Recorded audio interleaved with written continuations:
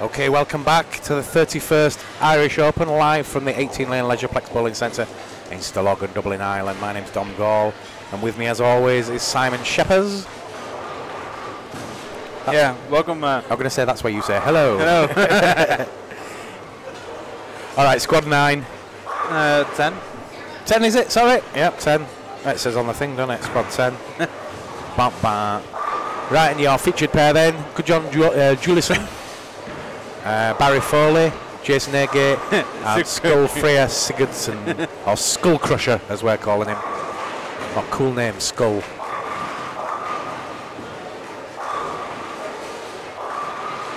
Welcome to Izzy Allen, to Brenda Teese, to Marco Landman, Elko Gorda, to Rachel Cox, Ray Cullen, Cassie behind us. Are you listening in? You've checked in. Are you listening? We're talking to you on the stream now. Yeah, I've got Cassie Gill, Dave Goring. There's a Ray Cullen, didn't there? So 2013 champion Barry Foley opens up with a strike. Jason Agate, I think, came in the final a couple of years ago, 2 or 3 years ago. He's on the featured pair now. Interesting to see how Barry and Jason get on in this squad. 2 of the better players in this squad. Who else we got? Lee Cocker for his first outing since he signed for Brunswick. Rob Thirlby is down again, also signed for Brunswick. Got Selwyn Morgan on the lanes again, signed for Bernard Matthews, Turkeys. Well, he hasn't really. Oh, through the face for Jason and gets a strike. Graham Stewart says good luck to Jason A and Selwyn AM. Keep your comments in chat coming in. If you've got any questions, let me know.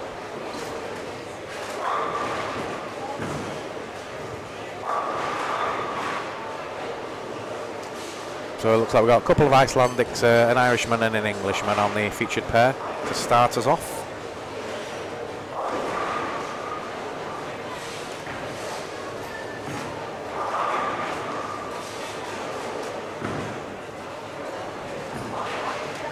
Take your pick.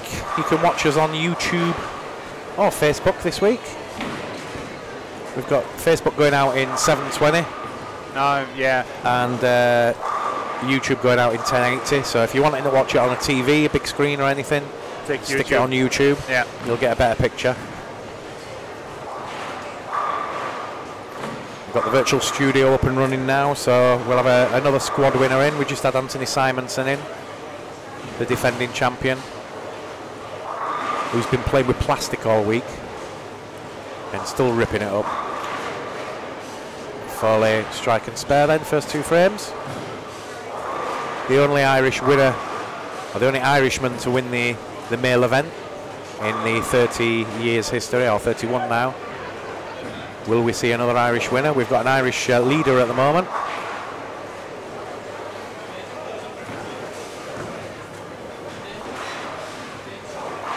Alan Bride still leading with 1460 odd, I think it was. Let's just check in now.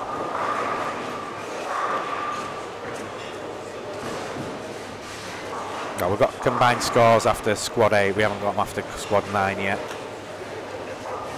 But yeah, Alan Bride leading with 1462, followed by Ghislaine van der Tol with 1383 scratch, 1431 with ladies bonus. Bernice Lim in 3rd place with 1418 with her bonus. Then comes Timo Pakisto and Laurie Sipila from Finland. James Wigmore from England with 1391 in 6th, and Anthony Simonson in 7th at the moment with 1385, followed by Tora Torgerson and Owen Lebioda. Bowled 300 yesterday, 1377 in 9th, and making up the top 10, Thomas Kaiko from Finland with 1371.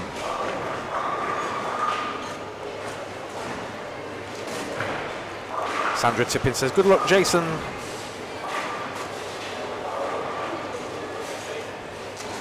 A strike and spare for Jay so far. Strike and spare for Bazza Foley. And an open frame and strike for Gudjon Julison. And 2 opens for Skullfreyer's Sigurdsson.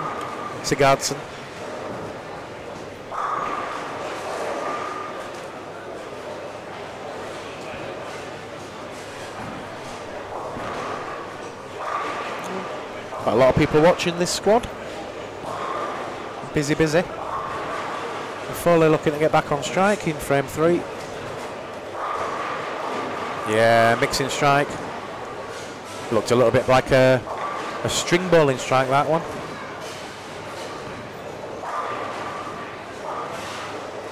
Gets the mixer, gets the strike, and on we go.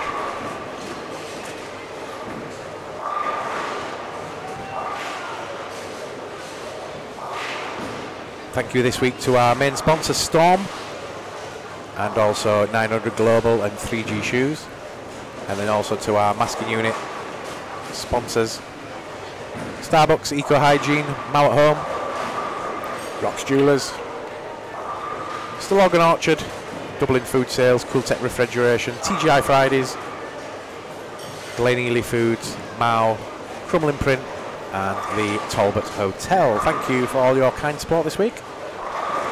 And we've heard that the big cheese, the big boss of Storm, Mr. Bill Chrisman, and wife Barbara will be in Ireland tomorrow morning.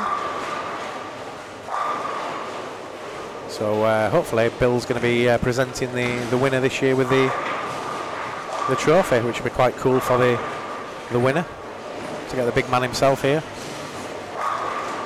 Was a little bit ill the last few days, but he's feeling a lot better now, I'm told, and will be in Ireland over the weekend.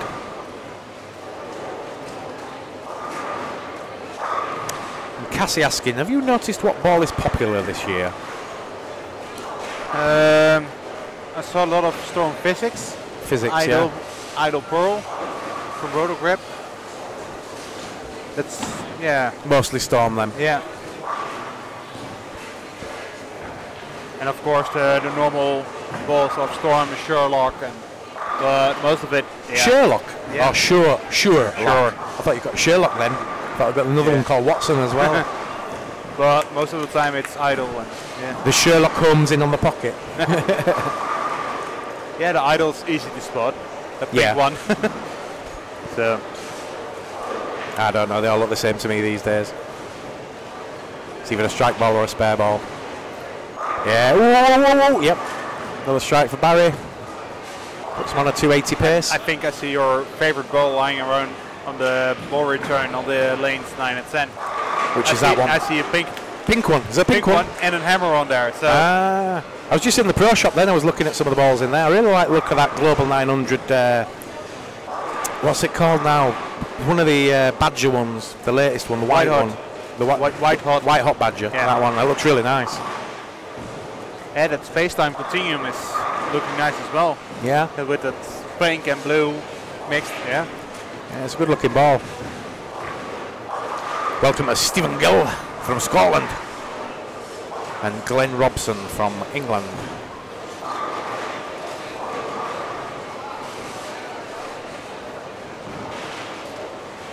So you were supposed to be in this squad, Simon? Yeah. Decided not to? No. I thought yesterday it was enough, and yeah, playing again tomorrow at noon. Ooh. So just get a feel for the finals for tomorrow and then see what happens. Yeah, you might have made the right decision today because the lanes have played different from yesterday. They might play the same as you played them on the day before, and it could screw you up a little bit if you played one day and then the next day they're different and then the next day they're different again. Yeah, or the same as the first squad, so you're mixed up, getting confused. Yeah.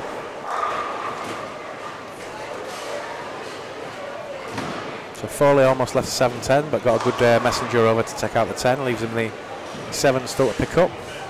Strike 9, spare double 9, and a spare.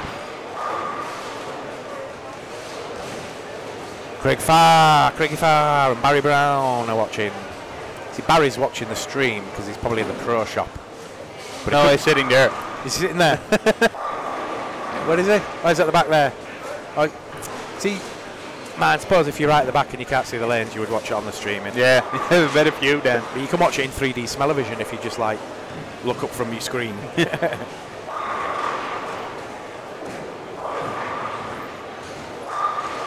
Right, Jason Airgate with a strike, spare, missed single pin and a strike.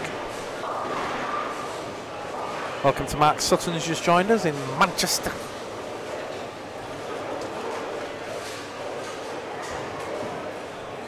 No massive games today.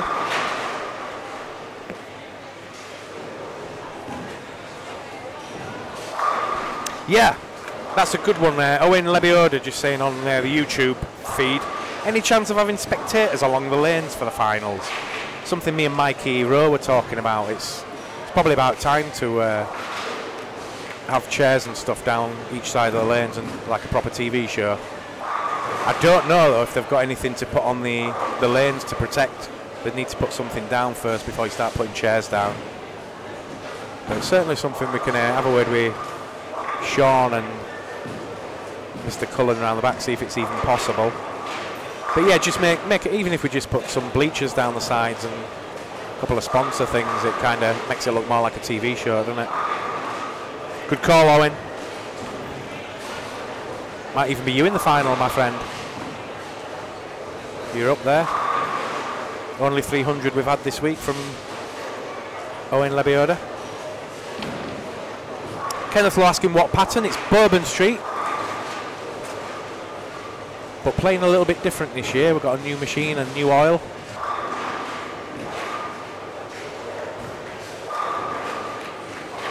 I was talking to Barry Brown actually in the pro shop not so long back, and he said it's playing different from last week. You sometimes get that with the traffic being a little bit different in a tournament from a league. Yeah, Dan Lewis also asking the pattern. Bourbon Street, we believe. Callum Simons, welcome. Played a squad earlier on today.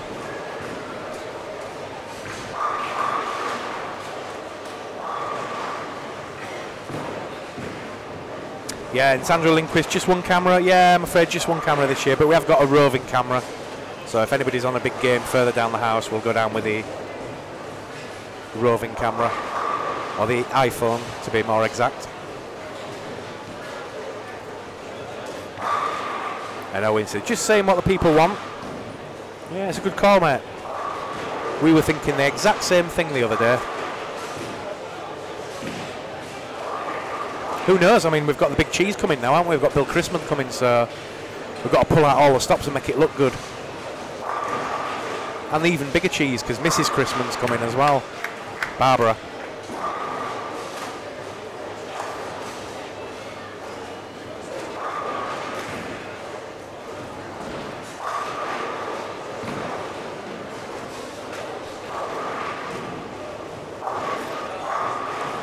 So Gudjon Julison, 106 in the sixth rather. Jason Airgate, 48 in the third, but he's now got a turkey on the ball, so 78 in the fourth. Barry Foley, 109 in the fifth with a strike on the board, looking for a Barney Rubble. And Skullfrey Sigurdsson on 78 in the sixth round. Barry gets his double. Runner-up last year to Anthony Simonson. A wave for the camera from Bazza.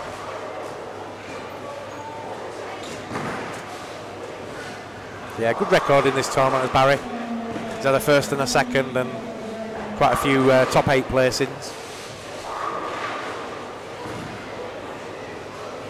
He and Chris Sloan by far the best Irish bowlers on the male side at the moment. Ireland blessed with a lot of good players over the years. Philip Dunn, as many people over here call him God.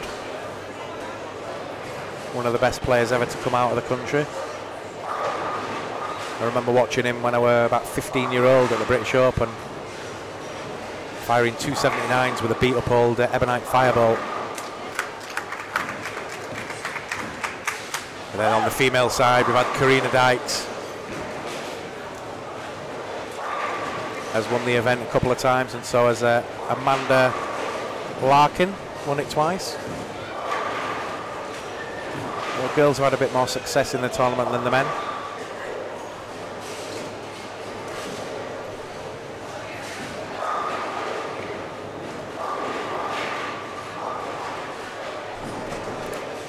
But for the little island of Ireland, they've still got a lot of quality over here. Yeah, Barry again making it look easy.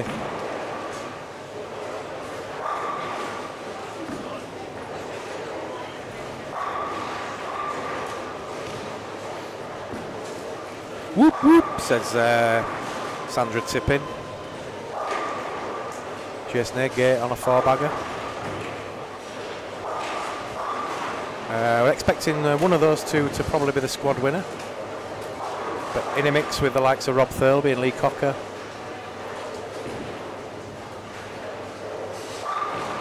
And if there's any Finns in the squad, you've always got to watch out for them. It's one thing Rob Thirlby were telling me. His first trip to Tarley last week, and even he was shocked by just how good in depth the Finns are. We see the ones that travel, we know they're good, but then you get there and you realise there's another 50 to 300 of them that are just as good, that don't travel. He said there was one guy with an eye patch and a bandana, looked like a pirate bowler. Yeah. He were ripping him up. He beat him easily as well.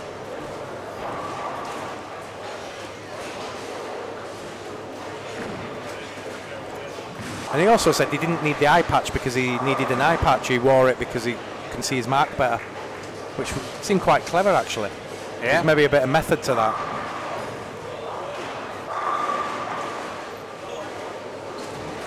Welcome back to Alex Russell. And Haffy, how are you doing? Afforth Hardison.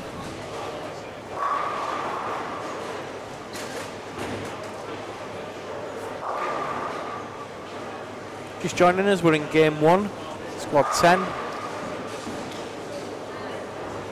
of the 31st Irish Open.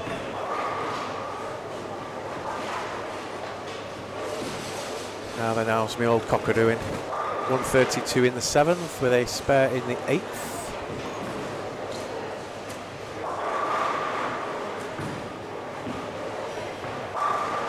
Jason Agate left a 5-pin. Really? Yeah. That can't have been a pocket shot. I'll check it back on YouTube. Yeah, we'd have to If you watch YouTube, you can. go back. No, you can't go back. You have to get YouTube. All right, of course, yeah.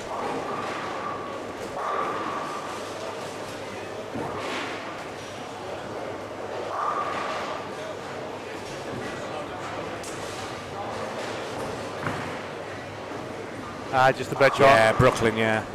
Yeah, I'm going to say there's no way he leaves a 5-pin in the pocket, ever. Like, ever.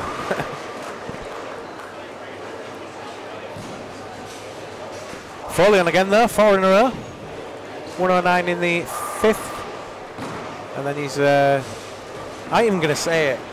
That thing that Rob Stone says. I'm not saying it. It's a 4-bagger to me. It's not a... Hambone. Yeah. I'm not even going to say it. I don't think that's real.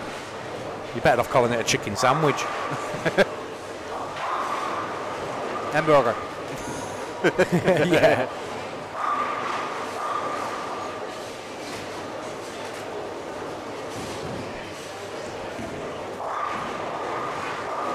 Oh, he never even hit the pocket that time and still knocked them all over. That's how much power Jason Agate's got.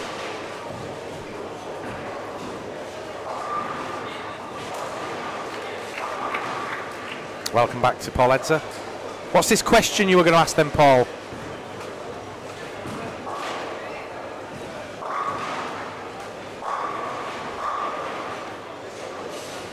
Just coming up to the end of this first game then. It's been quite quick. Yeah. Just 20 minutes. Louis Lazzarini. Hello from Seattle, Washington. Shout out to my man Selwyn. Yeah, we'll be. He's going to be on the next pair. So yeah, the next TV pair. He's coming up next game, mate.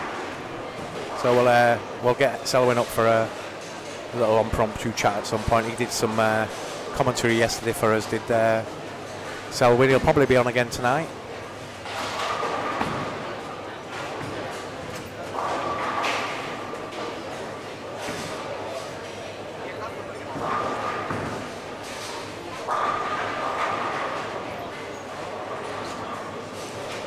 So Barry Foley, 4 in a row, looking for number 5. Looks good. Looks good. He Rips does them. get a lot of power on it, doesn't he? Yeah, he's not a massive hook baller as such. I mean, he does, you know, fair throw it out like, but yeah, this was a little bit light shot, a little bit light pocket. Just yeah, good roll on it. yeah. Yeah. Not sure what's Barry using. Probably something from Storm.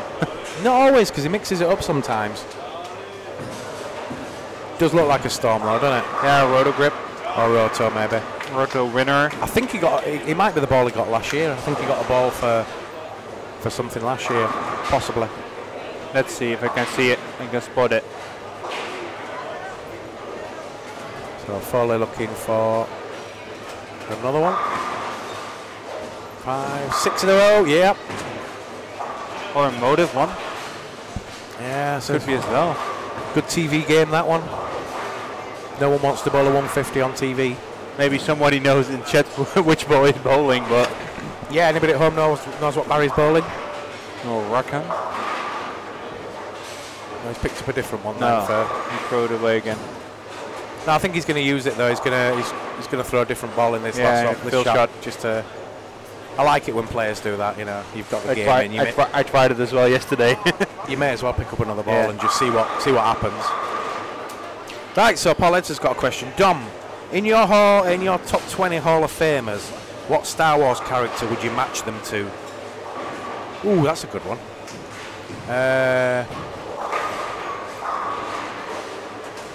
I don't know really.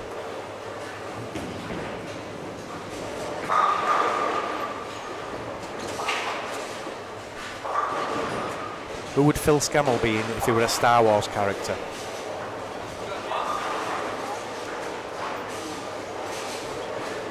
I don't know, that's too good a question for me to answer.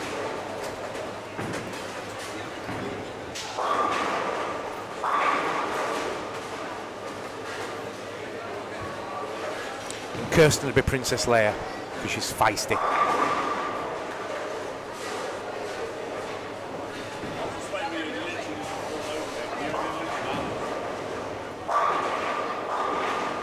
Lol Ellis would probably be R2-D2.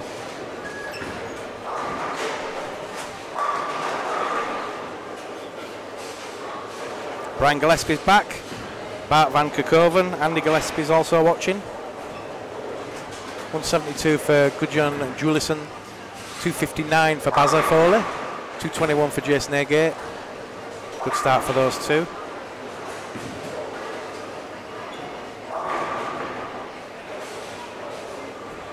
Brian Michaels, Obi-Wan. Yeah, that's a good call.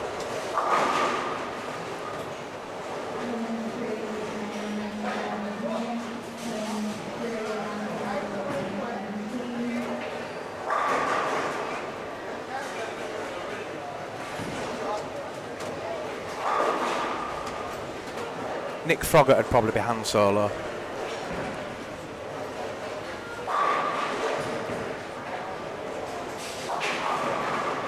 A bit light in the pocket for Cocker down there. He's going to finish with 2 dead.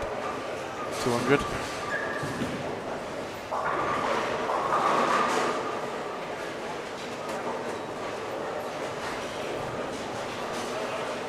So game 1 in the history books. Game 2 to follow very shortly.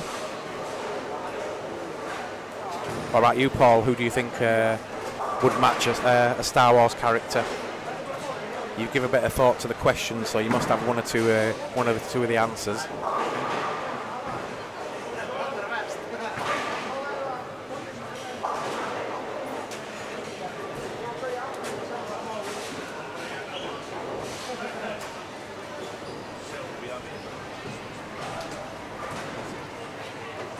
Just waiting for the players to move around now. Selwyn's on his way down.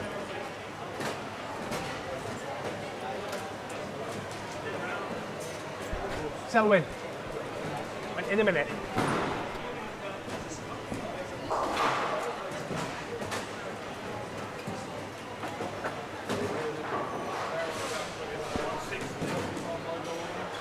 Louis Lazzarini says hello from Seattle. Sorry, Louis Lazzarini. Hello, Louis.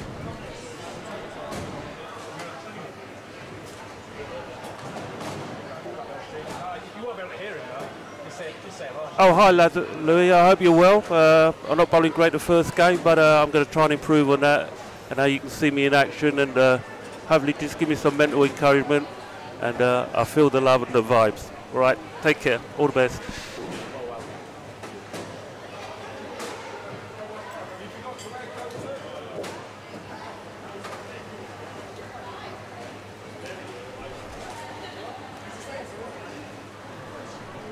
Good old Selwyn, one of the nice guys in bowling.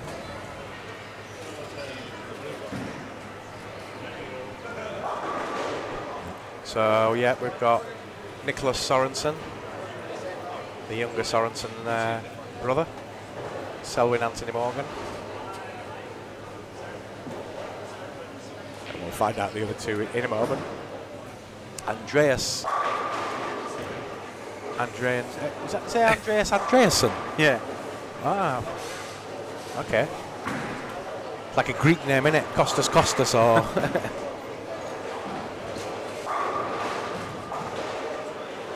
Carl Buckley says, sort it out, Selwyn. Kiss, kiss. Smiley face. So Selwyn Morgan up first. Nicholas Yannick Sorensen. Mariana Meteksinova. And Andreas Seven Andreasen. ASA on the end. I know, it's confusing, isn't it? When you get a name like that. Andreas Seven Andreasen.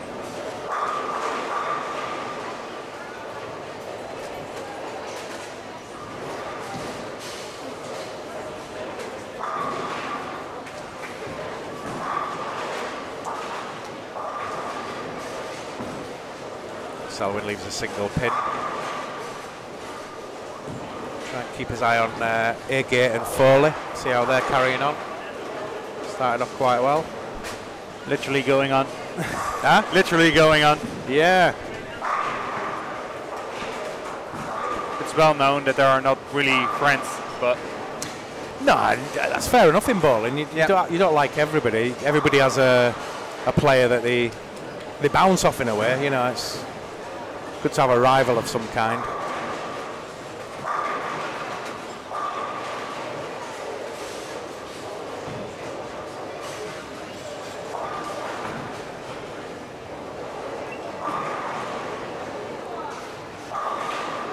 Right, so Nicholas, all 6'5" of him. He's only about 17 as well, or 16. Good shot.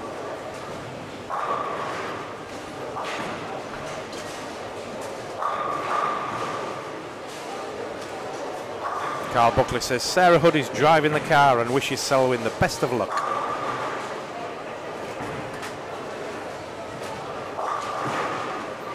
Hope she's driving a little bit better than Prince Philip.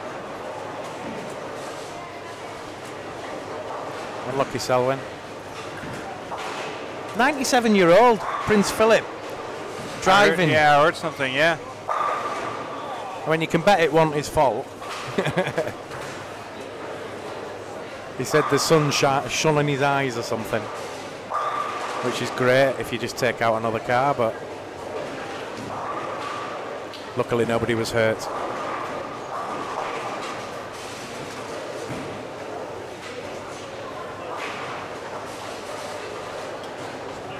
Selwyn then a couple of spares in this game too.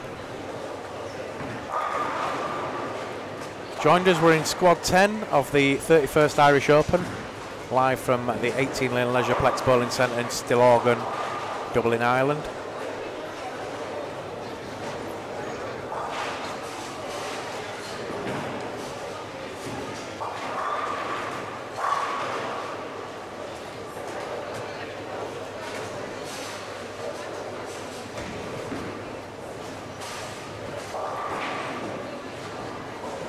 Oh, definitely, yeah. Paul Edds are asking, who was your nemesis in bowling? The ladies' favourite, Mr. Magic Pencil? He wasn't my nemesis as such, he just cheated me out of a final at Loughborough, that were all, with his Magic Pencil. I'd shot back-to-back 278s in that event as well, with urethane, when everyone else were on reactive. and I missed the cut by a matter of pins, and turned out the magic pencil had done me. But it worked out all right, I think, Paul, because I think they felt sorry for me, and I got me England place that year. I got my place in Triple Crown, so I got my medal. I did my bit for Queen and Country. But yeah, the pink shirt and the chinos, remember it? And the 1970s haircut. Mullet. Wonder where he disappeared to. Jason Cocky Cockerell. Anyone else remember him?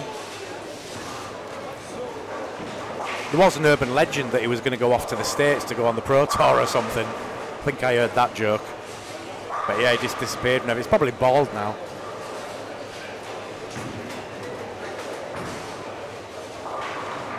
Matt Miller. How you doing, Matt Miller? Another fine bowling talent in England. Don't play so much now, but should. But he's a daddy now, so he's going to be busy with doing daddy things. Nicole Sanders, the defending female champions, opened up with front three on 7 and 8. Rob Thirlby, strike, spare, straw. Oh, no, 10 pin.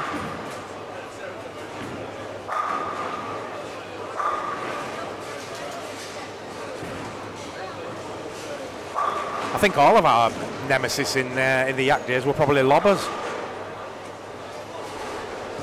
Little Monkey did really well in a lot of tournaments.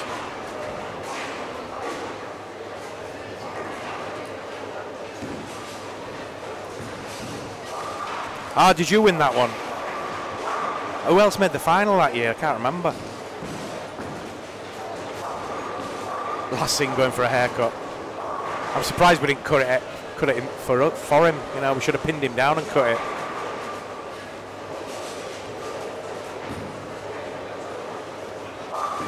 Maybe he was from the future though, if you think about it, because he was wearing pink shirts long before the rest of us did. Matt Miller, good thanks, Dom. Great job you're doing this week. Busy with new ventures, but we'll be back bowling when the time's right. Keep up the good work. Thanks, Matt. Yeah, new ventures. Go off and make some millions, mate. Bowling's often like a soap opera. You go off, you make a success of yourself, you come back and things don't seem to go as well.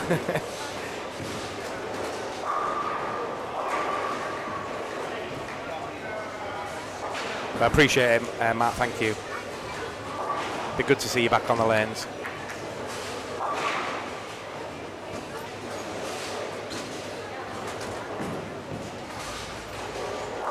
So Selwyn, a couple of spares and a strike. Looking for a Barney Rubble. Oh, come on, Selwyn, we need a turkey on the stream so we can have a...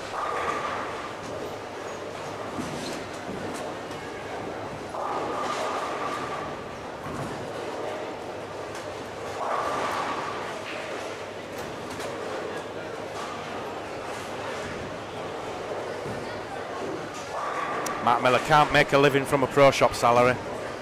Amen to that, brother.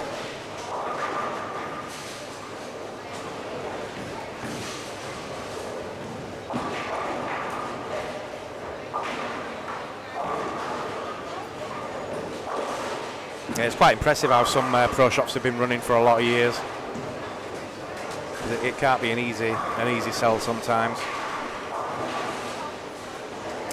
Owen says he thinks Barry will throw in the wrecker. Certainly not a motor because he doesn't have any of them. But he did change to the wrecker in the fill frame. And Owen asked him, what do you think the cut's going to be this year, Simon? Let's take a look at the scores. If we see already some people close together, most of the time that's a good indication. Yeah. Yep, usually. So think if I look at it now, we have someone 1281, 1281, 1283, 1286, 1288. Think about there, because let's play is 36. Still some new players have to be. So anywhere between 1280 and 1310. So yeah, depending on how the pace goes. Yeah, 1270, 1290. Yeah. So plus, yeah, 70 at minimum, I think. Yeah. So Yeah, it could be I right. think even a little bit higher, but What do you think, Owen? What do you think is going to be the cut?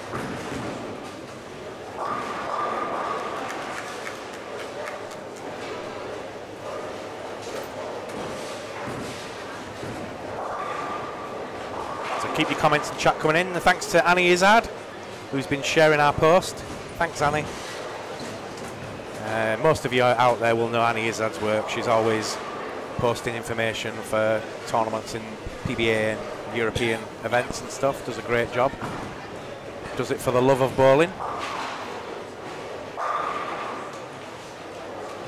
We salute you, Annie.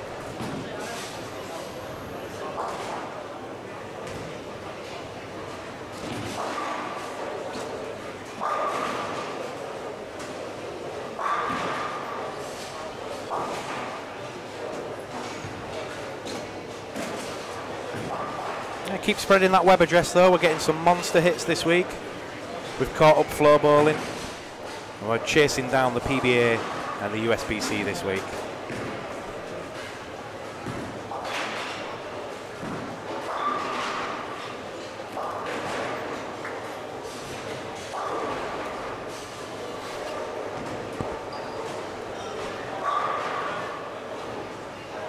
Welcome back to everyone that's joined us before.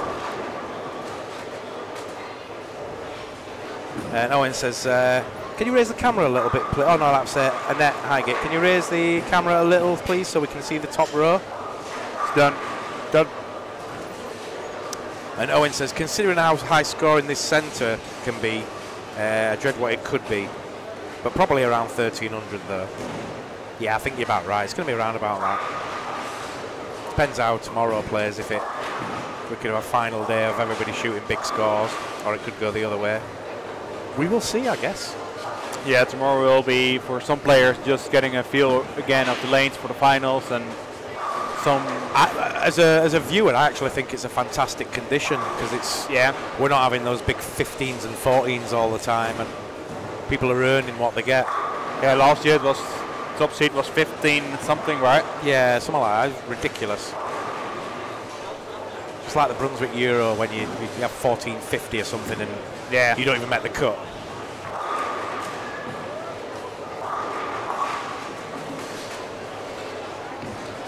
Kind of liken it to the old days. Do anybody remember Brunswick Pro Bowling on the PlayStation 1?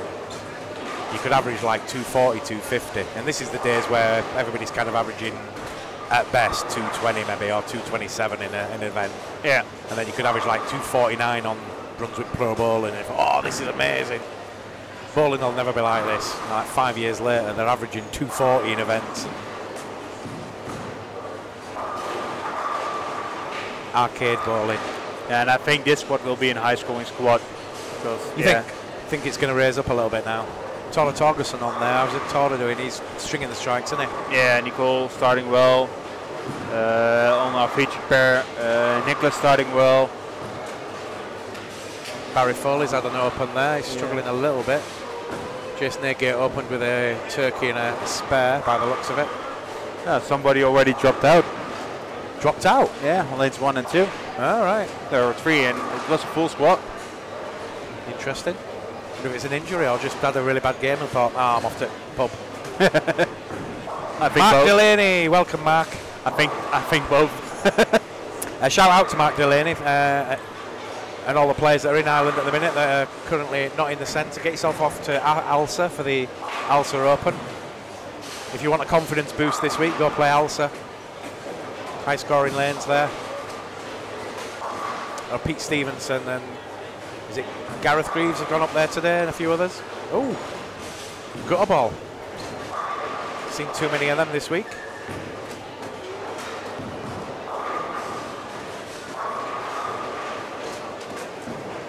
And a shout out to Mark's brother Paul, who's in the top 20 UK bowlers of all time. We will be releasing the database on Sunday, just before the final of the Irish Open. And we'll be announcing the top 4 male and top female players of all time. Competition at the moment on the UK 10-pin Hall of Fame Facebook page.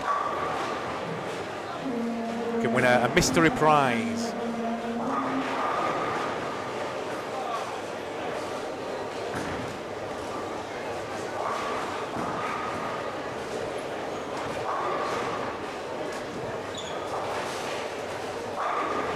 So hopefully now, when a big sponsor comes in and says to the BTBA, okay, then tell us a little bit about your history. Instead of going, okay, we'll get back to you, they're going to say, yes, you could go to this database of the UK Tenpin Hall of Fame.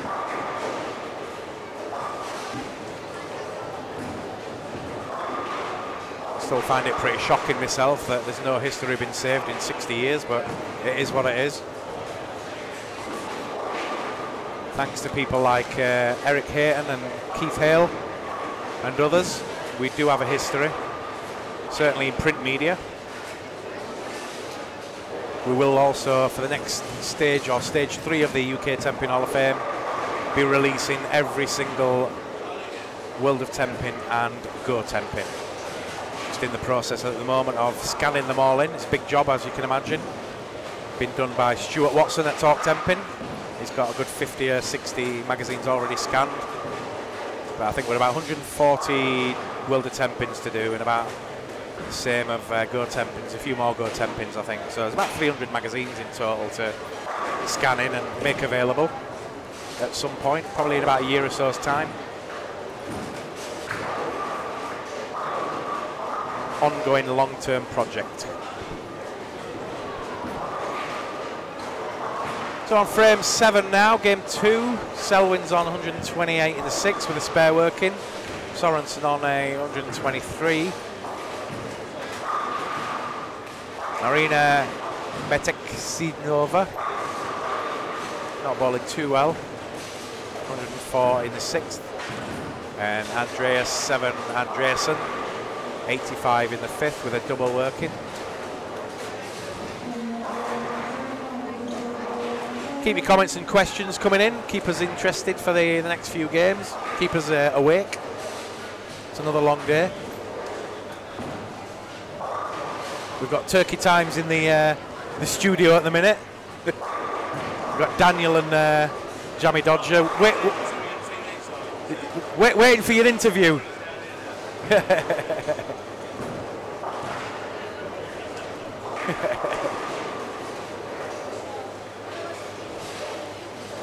And Tora doing, is he still striking? 150 in the 7th with a strike in the 8th.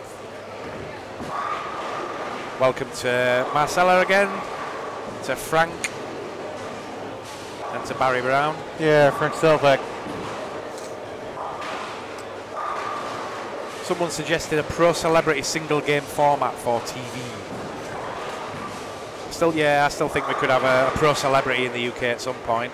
I think we've got enough big stars in the bowling game to be able to do that.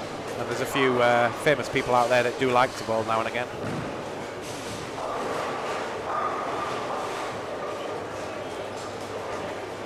Radio 2 DJ Paul Gambaccini, he bowls.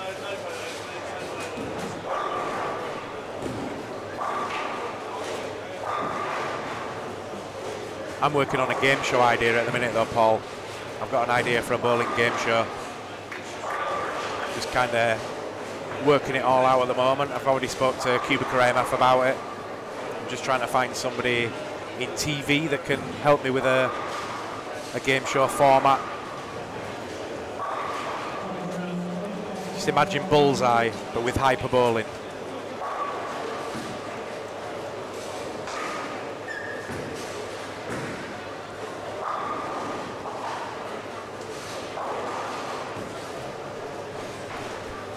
And also working on a potential World Cup in the UK.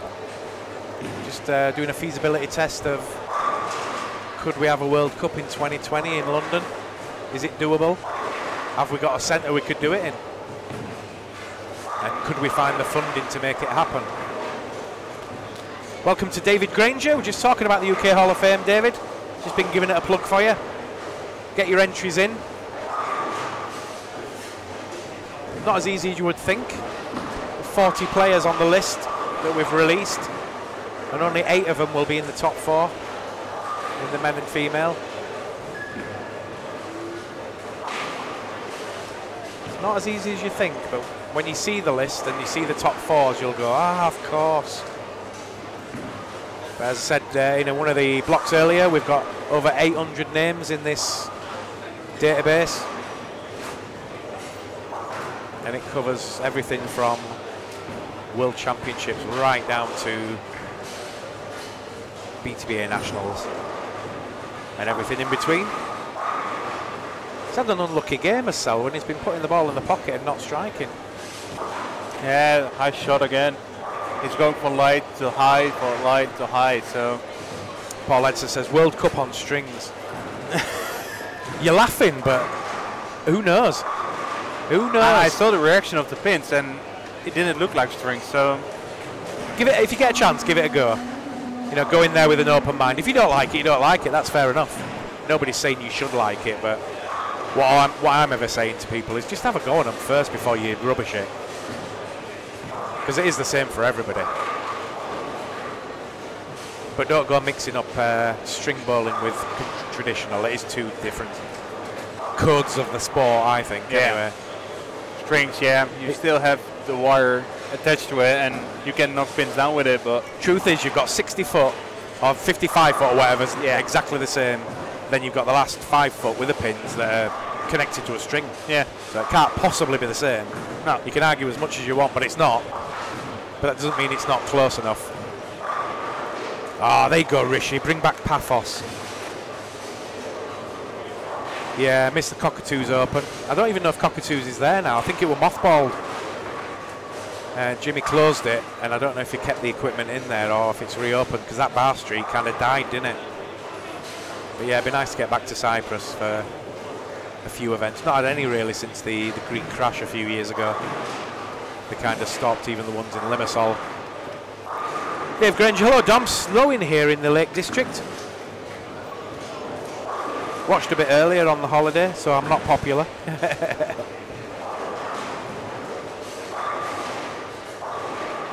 Yeah, we're on YouTube and Facebook, Dave, so you can watch it on either one, really. Just coming up to the end of this second game.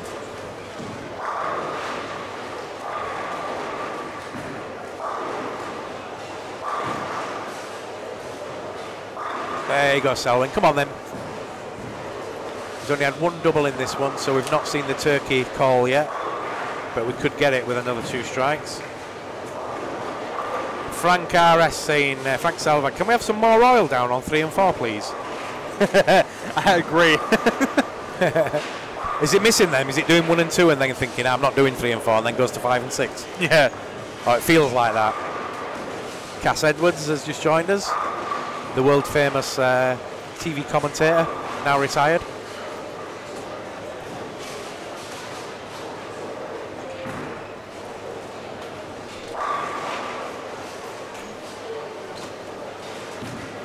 And he is in the database as well, is Cass. You all think you just know him as a TV commentator, but kid could bowl back in the day. And played in World Championships. Come on then, Selwyn. One more strike and we're going to get a big...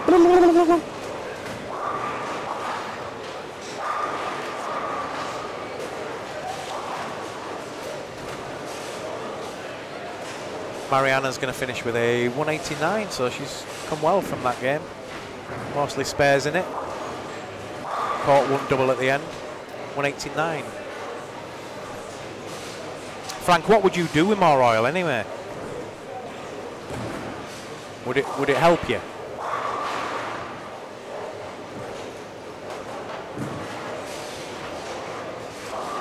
Oh, Selwyn, no. We didn't, no turkey. No turkey. So 189 for Selwyn. Matches Mariana. Nicholas Yannick Sorensen is going to finish strong. 143 in the 7th, but he's got strikes in the 8th and 9th, coming into the 10th. So anyone that don't know, as we stated yesterday and earlier today, this is the last Irish Open for Simon and myself. The Irish Open will of course continue next year, but it will be with a new streaming team. and hopefully that will get revealed soon as it's arranged. I think you'll be pleasantly happy with what comes next. We've done 5 years now, and we like to think we've advanced the event a little bit. We've got it to a stage where the entries seem to have gone up since we started doing it. We don't want to take credit for that, but they definitely went up a little bit with streaming. So yeah, everybody could see how fun the tournament is, and started coming the following year. Yeah, from that first year we did it with Seismic, wasn't it? And then the following years after it got better and better and better each year. And the last 2 years, the 30th obviously for the anniversary, and this year have been really good. Whoa. I don't think I've ever seen him smile, Yannick, but he's more happy with throwing a pin onto the pin deck than... I think he was hoping to get it all the way back. Up the lane. Up the lane. Yeah. And it just got hit by the sweep. It's a shame, isn't it? Lee Chatfield's joining again. TV's Lee Chatfield. Are you coming over? He's going to come over. He's talking about this bathroom he's doing, but you know he's going to turn up Saturday night. Yeah, somehow. It's just like, hey, I'm here. Hey, what?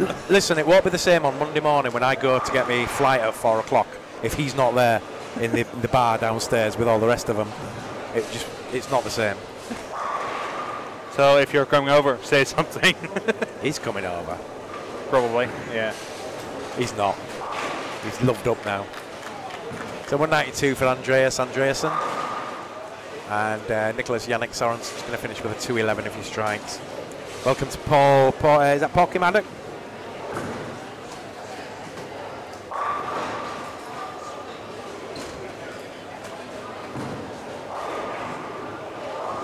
Oh, and through the face. Leaves 5 at the end. So 205 for Nicholas.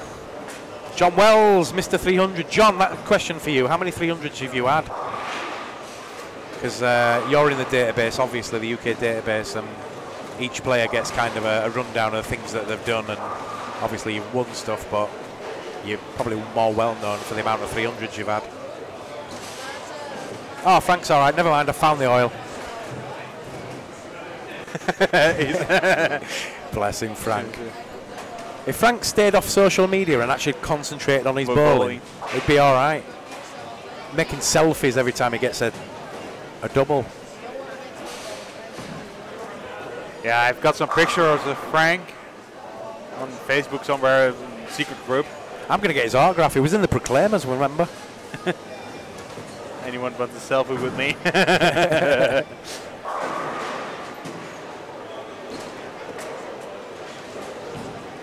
That's how we got to know Frank in Malta. Malta, yeah. Doing selfies of himself. He bowled really well that week in Malta, and then he averaged about 120 in the final, didn't he? Yeah. Just turned into a different player. A few, bud. Come on, how many exactly? Was it over 100? Because I know you were at 90 odd, weren't you? So you must be over 100. Cheddar's not coming. Now, too many kids over this year, he says.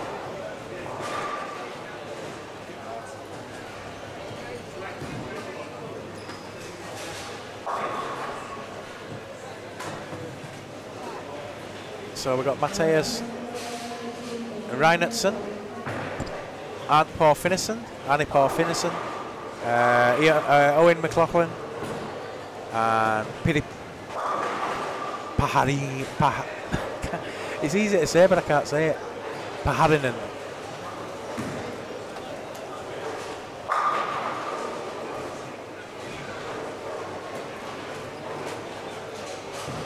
Moose UK says all the best to Gavin Peter. When do they start? I think they're in the next squad.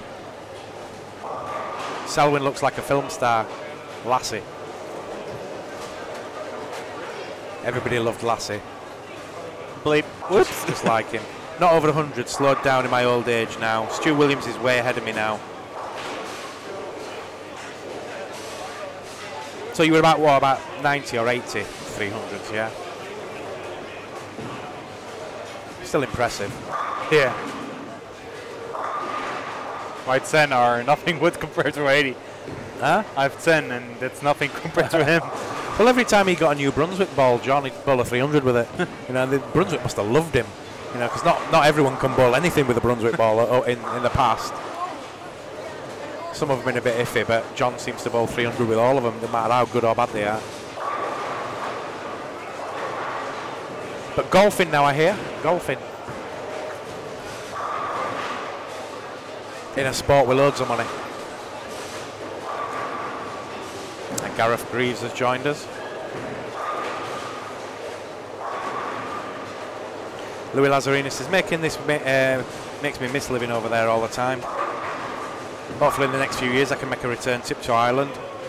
You'll get a shock when you get here, mate. We were upset because we went to the Mao Chinese last night for noodles and all the rest of it, and it was about €8 and €9 last year. Yep. About $13.50 this year. VAT's gone up in Ireland. Everything's expensive. 80 something. Right, okay.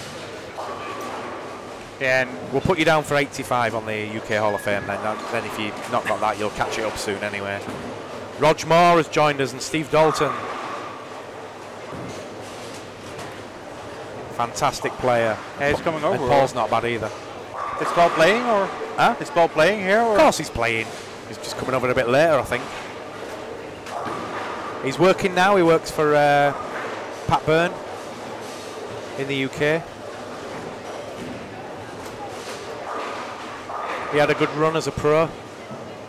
But as Matt Miller said earlier, it can be difficult to make money in bowling.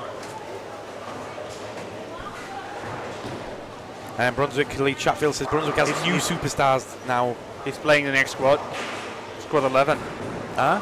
Squad 11. Squad 11. Squad 11 and 14, so... Yeah, bit of golf. Bowling is still going too, says John Wells. Yeah, I won't give it up totally, John. Yeah, even if you only bowled once a week, you'd still score big scores.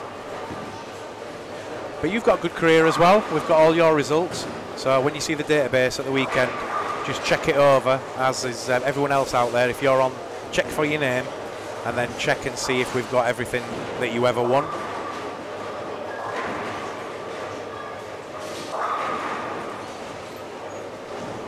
Steve Dalton says, hi all. If you see scores from home nations, please let us know. I know James is on now. Yeah, Footlong's on.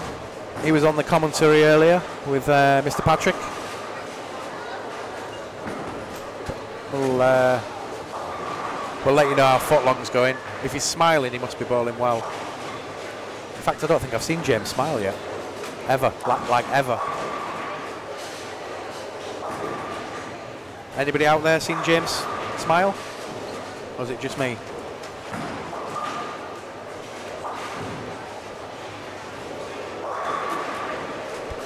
Ooh, better have a look at YouTube then, because we haven't been talking too much to the YouTube people. Manel Hannon says, good luck, Selwyn. Hi, Manel. Hope everybody's okay down there. Matthias Renetson starts with a double then on this featured pair. Nothing much to report for the rest of them.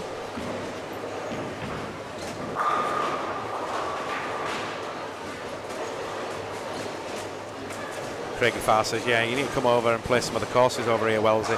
You should have come over this week, actually, John, because I think Bernard Gibbons is here and Bill Chrisman. I think they'll probably go for a game of golf tomorrow.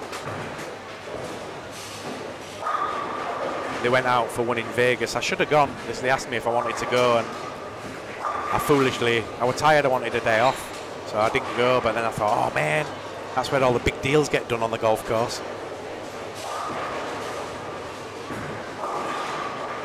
I don't really play golf. I can hit it a long way on a driving range, but I don't play.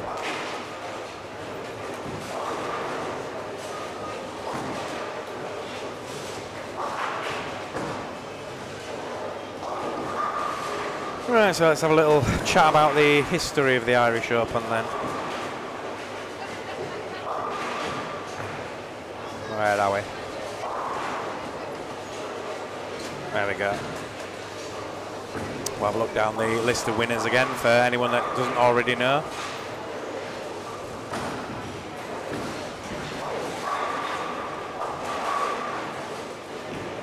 And we will pretend that we're doing proper commentary for once.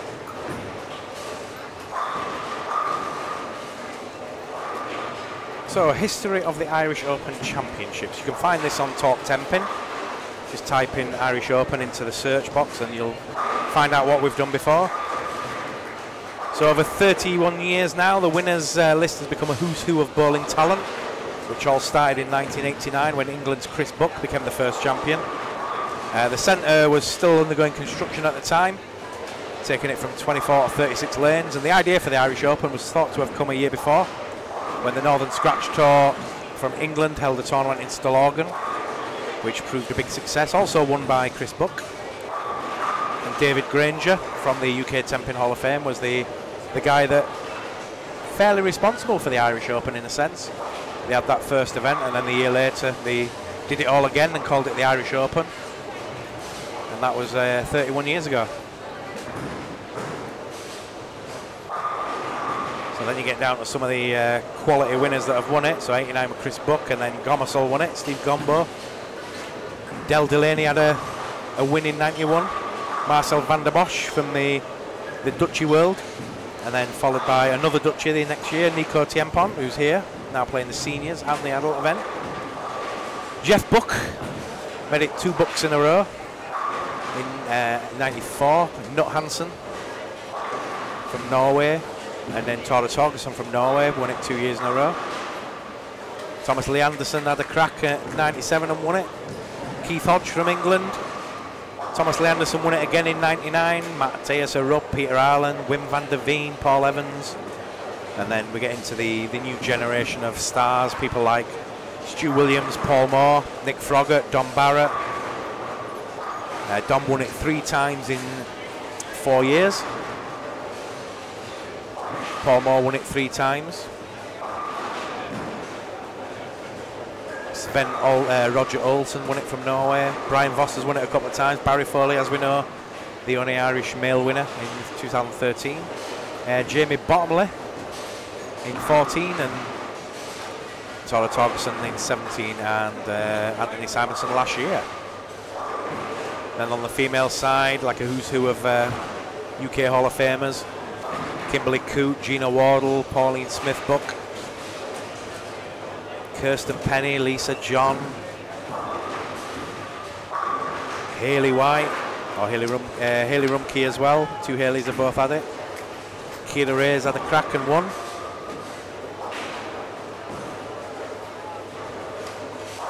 And then some players from around the world included Anne Jacobs, Lena Sulkinen won it a couple of times, Sharon Lowe from Malaysia, Jessica Olsen from Sweden, Janne Helm from Denmark, Asa Waterland from Sweden, Victoria Sofkova from Sweden. We don't get as many Swedes over now, which is a bit of a shame because they've won it a few times.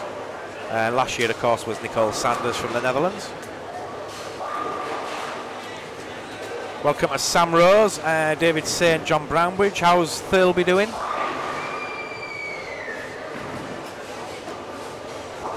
In this game, not so good. Overall, actually, not so good. He didn't play too well in that first block.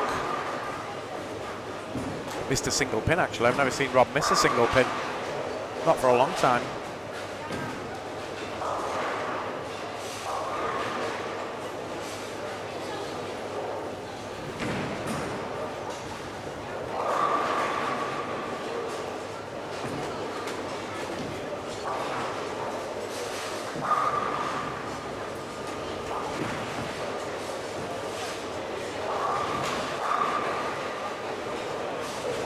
Possible 300 at the minute then.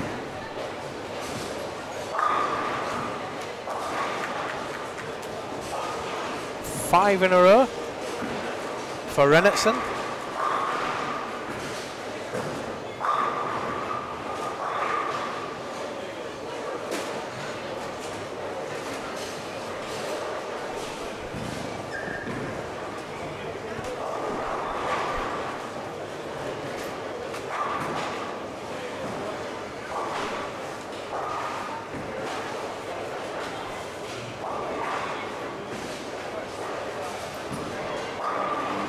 Annie Lawler standing behind you, I think. Annie, you okay? Good to meet you. You okay? You enjoying the bowling? Excellent. Yeah. Who do you think is going to win? Who'd you want to win? Chris Sloan. Yeah, good old Irish person. Nice to meet you anyway. Yeah, I watch your videos now and again. You're like a YouTube star, aren't you? Yeah, nice to meet you. Amanda Larkin's joined. Come on, Amanda, come down and play again. Two-time champion.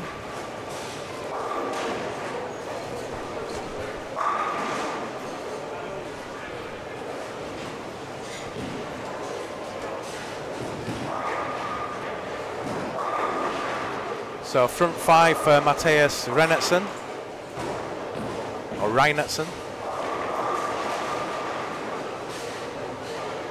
And Arne Paul Finniston. Open frame four-bagger.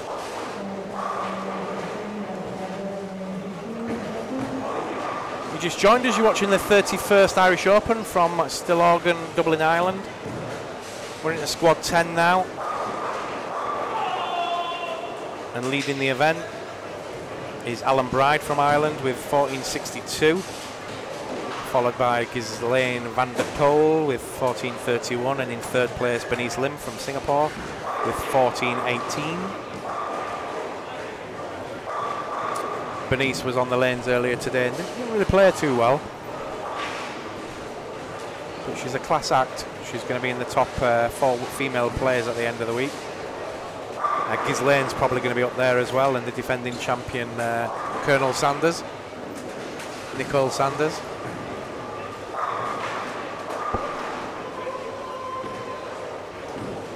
Louis Lazzarini said, good luck everybody, back to work for me. I'll catch some more of the finals this weekend.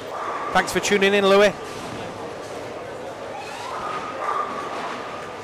Frank Selvag. Looking quite normal today in purple and blue. He's wearing all white yesterday. Can't wear white in bowling. That's ridiculous.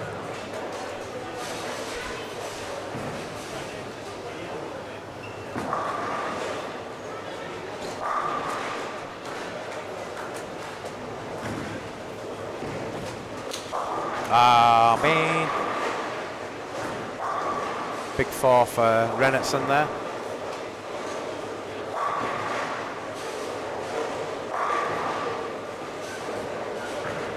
Timmy Max joined us. Hi, Timmy. Scoring down this year, mate.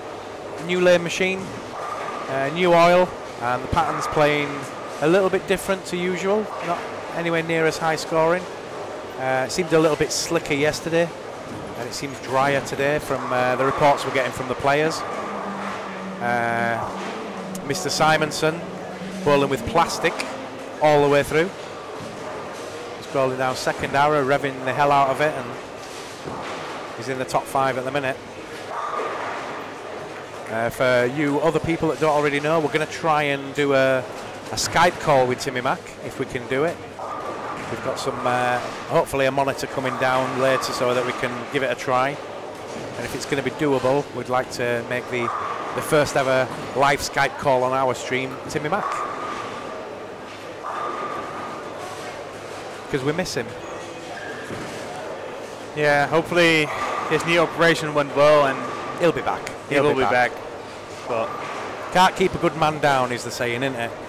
Hopefully he can bowl anytime.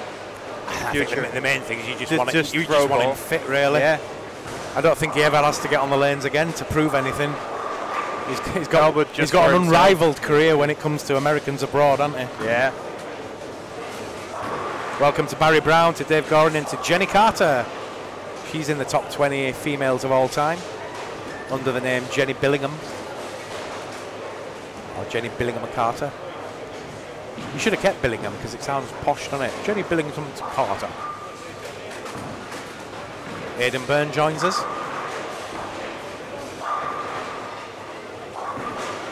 Yeah, Timmy, you really have to get that list of things that you've won. Start remembering, because I'd love to see a list of exactly what you won over your career. Because, I mean, you'll struggle to find it, obviously, because you've won that much. But I want to see a list of what you've actually won. I think it'll be worth putting out there.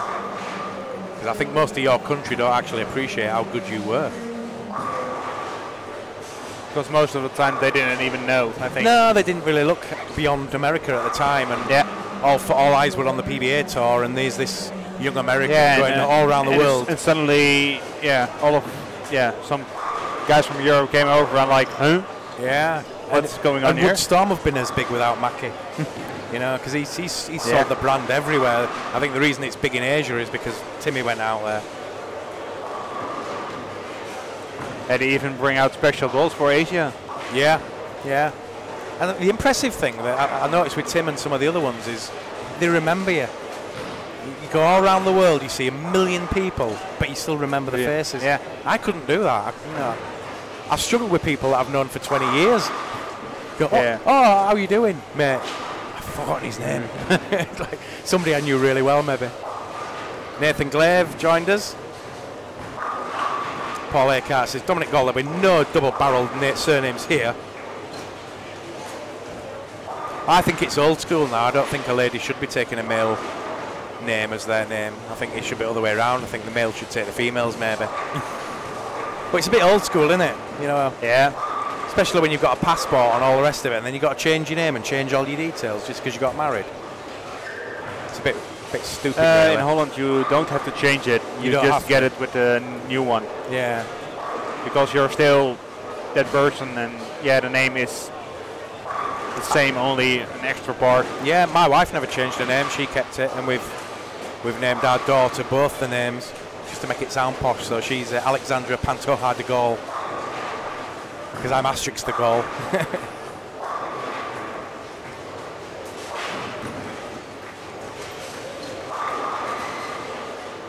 But yeah, it'd be a whole lot easier if Zara Glover was still Zara Glover and Jenny was still Billingham.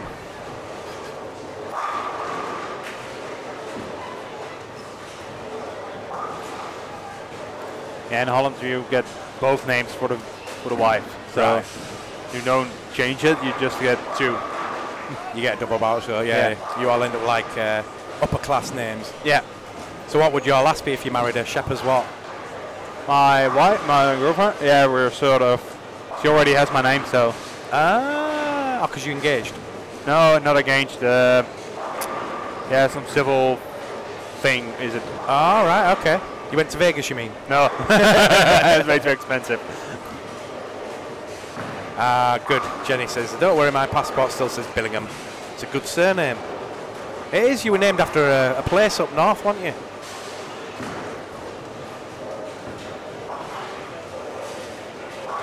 Carter was named after Jimmy Carter. Or that film, Get Carter. We're just coming up to the end of this game then. The pick of the players looks to be Matthias Rennertsen. 163 in the 7th with a double working.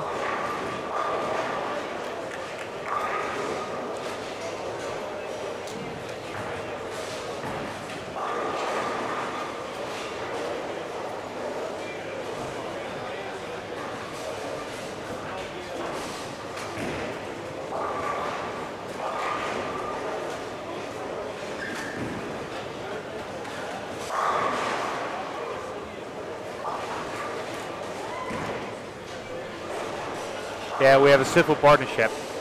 A civil partnership? Yeah, it's almost the same as a marriage, but yeah. But you can get out of it.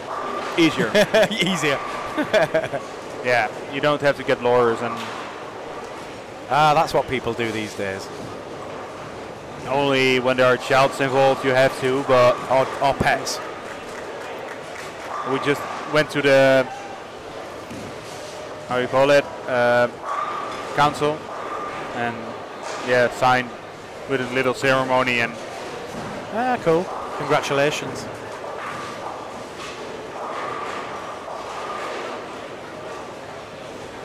Even marriage is old school a little bit in a sense, isn't it? As long as you love each other and you can stick together, it's... matters not. That's right, yeah, Paul Edser. Paul also had a band named after him, Carter USM. Yeah, I remember that.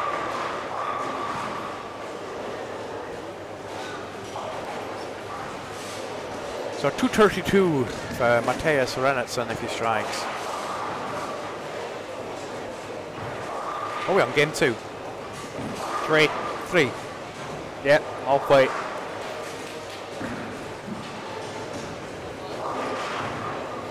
I don't know. Time flies when you're having fun. It's a slow squad. It does seem a little bit slower, but I mean, obviously the last one was quicker because of less players in it. But yeah, But still, 1.5 hours. So already for halfway. yeah, 1 hour 20 now. We've been averaging about 2 hours 30, haven't we, so far? Yeah. Roundabout. Probably. Probably because Frank Selvag's doing selfies all the time. Oh no. He's bowling, yeah, pretty well this game. Yeah? 177 in 7. Nice. So he found some oil. Greg Marcus joins us. Welcome, Greg.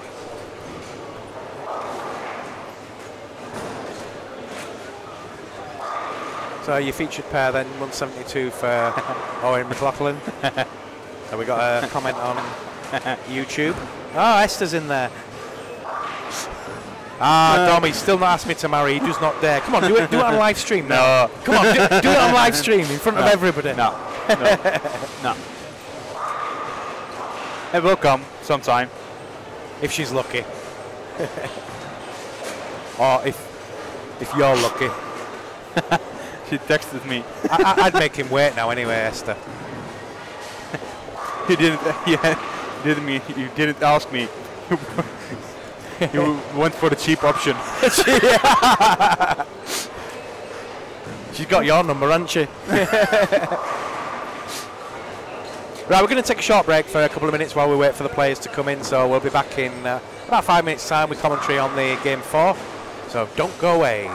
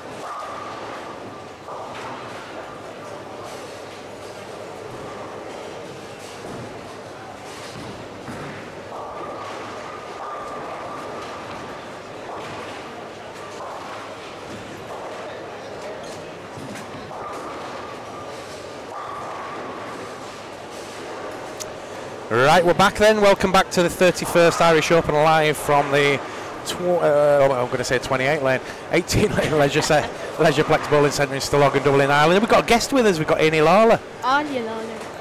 Anya. Anya. Are you? Anya. Oh, are you? Is that you say? I thought it was Amy. Yeah, no. Are you? You No. Irish and you say it one name. Anya. Are you? No. He's finding it hard to say my name. Yeah, I'm struggling to say the name. So you're from Dublin, aren't you? You play Yeah. here? Is this your home centre? Yeah, I play a lot in Stillorgan. Play what? I play a lot in Stillorgan. And you got your first 200 this year, didn't you? I did. You've been chasing it for how long? Oh, a good while now, yeah. Good while. Good while.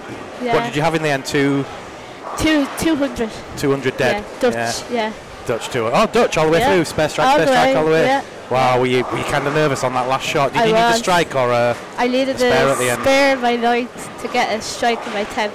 Excellent. Yeah. And you did it. I did. It's a cool story when you get your first 200. It's a long time since I remember mine, obviously, but Yeah. yeah, I remember getting that first one, and it's like it probably means more to you to get the 200 than anything else It usually. does. Yeah, because then you when you- work so hard to get it. Yeah, that's right. So- Have you come close since? A few times. I've gotten a few 191 games. So, and a 190 shooting around there. So, Yeah, but you enjoy your bowling. oh, I love it. Yeah. Do you have a lot of different balls, or you just play with one? I'm a one ball person. So, One ball person. Yeah. What ball? Plastic one or? Yeah, it's a plastic. It's called Columbia 300. Oh, right. Black okay. dot. Black yeah. dot. Yeah. Did it? Oh, okay. Yeah, white dot, I think. White dot. White Yeah, dot. Yeah, I'm gonna say. sorry. Yeah, I didn't know they were doing a black dot. Yeah. Yeah. That'd be a cool one. Yeah. Be quite rare that. Yeah. Yeah, I think a lot of people started with a white dot back in the day. That's right. Yeah. They still make them as well after all these years. Yeah, they do. Yeah, it's still wonders for me because I can't play with heavy balls. I Right. can only play with a 10. Oh, you're playing with a So, 10, yeah. Too it heavy. suits me to the ground. Yeah. And you've been watching some of the bowling this week. Has anybody impressed you? I have, and Christopher Sloan has definitely impressed me this year. It's been great this year, hasn't Yeah. it? Yeah, second Yeah. in the World Cup a year or so ago, 2 years ago, and then the first ever World Championship That's medal right, for the bronze country. medal, yeah. He's famous now, isn't he, in this He country? is, yeah. Getting a he's bit of well press known. now, and Good friend of mine too. Very nice. yeah, he's a good kid. Yeah. He's, hopefully it's going to inspire more Irish kids in the future to Yeah. kind of Oh, give bowling a definitely. chance. He's the role model for them. Like, yeah. And how long have you been bowling then? I've been bowling since my 20s, would you believe? I picked it up when I was 21. I know you shouldn't ask a woman her age, but you look like you're still in your 20s. I'm not actually. Are you not? No. I'm in my 30s. No way! Yeah. You're looking good then. Yeah, you got baby face still. Oh, well, there you go, yeah. And what do you do when you're not bowling? I like to go to the cinema or shopping or, hang out with the girls. Usual stuff then. Yeah. Yeah. Yeah. Shopping and clothes. Yeah, that's Can't it. beat it. And on the female side, which any female bowlers have you? 'Cause you really like Shannon O'Keefe, don't you? I do, yeah. She's I'm like a your famous huge player. fan of Shannon O'Keefe, yeah. You watch all videos that she I puts do, out, and yeah. she's your inspiration. She is. She gets me going. Even her Monday motivation posts are really good. They're She's just- actually I met her actually this year in the World Cup, and Oh, really? she's really nice. Yeah. I hope she comes here and does the Irish Open. That would be awesome, wouldn't it? Would. Yeah. I mean, we've Yeah. seen some of the pros coming through now, but I don't think we've seen any female pros yet. There was Bernice Lynn. She was here on Wednesday night. Oh yeah, yeah, Yeah. Bernice. Yeah, you can class Yeah. her as PWBA. Yeah. Yeah, she's brilliant. Yeah, and we had Jenny Regner a couple of years ago. She She's came another over. good one. Yeah. But who do you think's going to win the female one this year? Have you? I'm not sure because she's not really here this year, Amanda Larkin. Ah, Amanda, yeah, you would go for she's not Amanda. here. I would have gone for her. Yeah, two-time champion. Yeah. Footlong flying, says Steve Dalton. I haven't seen where James Footner. Oh, yeah, he's just here. He's he's on 3 in a row Yeah. after the first 3. There's some So- amazing talent here. There is. Yeah, Yeah. it's a really strong tournament, isn't it? Yeah. Will you play it one day? I might. Yeah. You never know. Yeah. It's very expensive to enter though. True. Yeah. Yeah. We should get you on as a pacer. Yeah. Just pace it for a bit of fun, just for a bit of experience. Yeah, that'd be awesome. If you did get on, who would you want on your lane? Probably my Uncle Paul or Christopher Sloan. Yeah. Yeah. Why your Uncle Paul? Because he's just a good laugh. and makes it fun. Yeah. He was here on Wednesday, actually. Oh, okay. Yeah. And are you down, or are you going to be down for the finals and watch all that as well? Yeah, I'd probably watch it at home. Yeah. I'll watch it at home, Yeah. I will give you a shout out then. Oh, cool. In fact, let's get a photograph, me and you. We'll do a Oh, selfie. yay. You should be honoured this because I don't do selfies much. No? Oh, I do 'cause them I'm- all the time. Because I'm not as good looking as I used to be. I'm addicted. Yay! We'll stick that on Facebook now. Coolaboola. Yeah, I'm a part of a Special Olympics club. Yeah, I noticed that you've got a condition. Yeah, I've got a condition called 22q. It's Yeah. not very rare in Ireland. It's it's like difference in your chromosomes. Yeah, there's I've only got half my chromosomes. right. Yeah. And does that affect you in general life or? Just different health issues. Right. Yeah, like I suffer with ear infections a lot. Yeah, I read up on it a little bit. And Yeah. it varies from person to person. Yeah, and I have arthritis as well. But once I'm bowling, it doesn't really affect me at all. Like so. Yeah, you work through the pain barrier and. Yeah.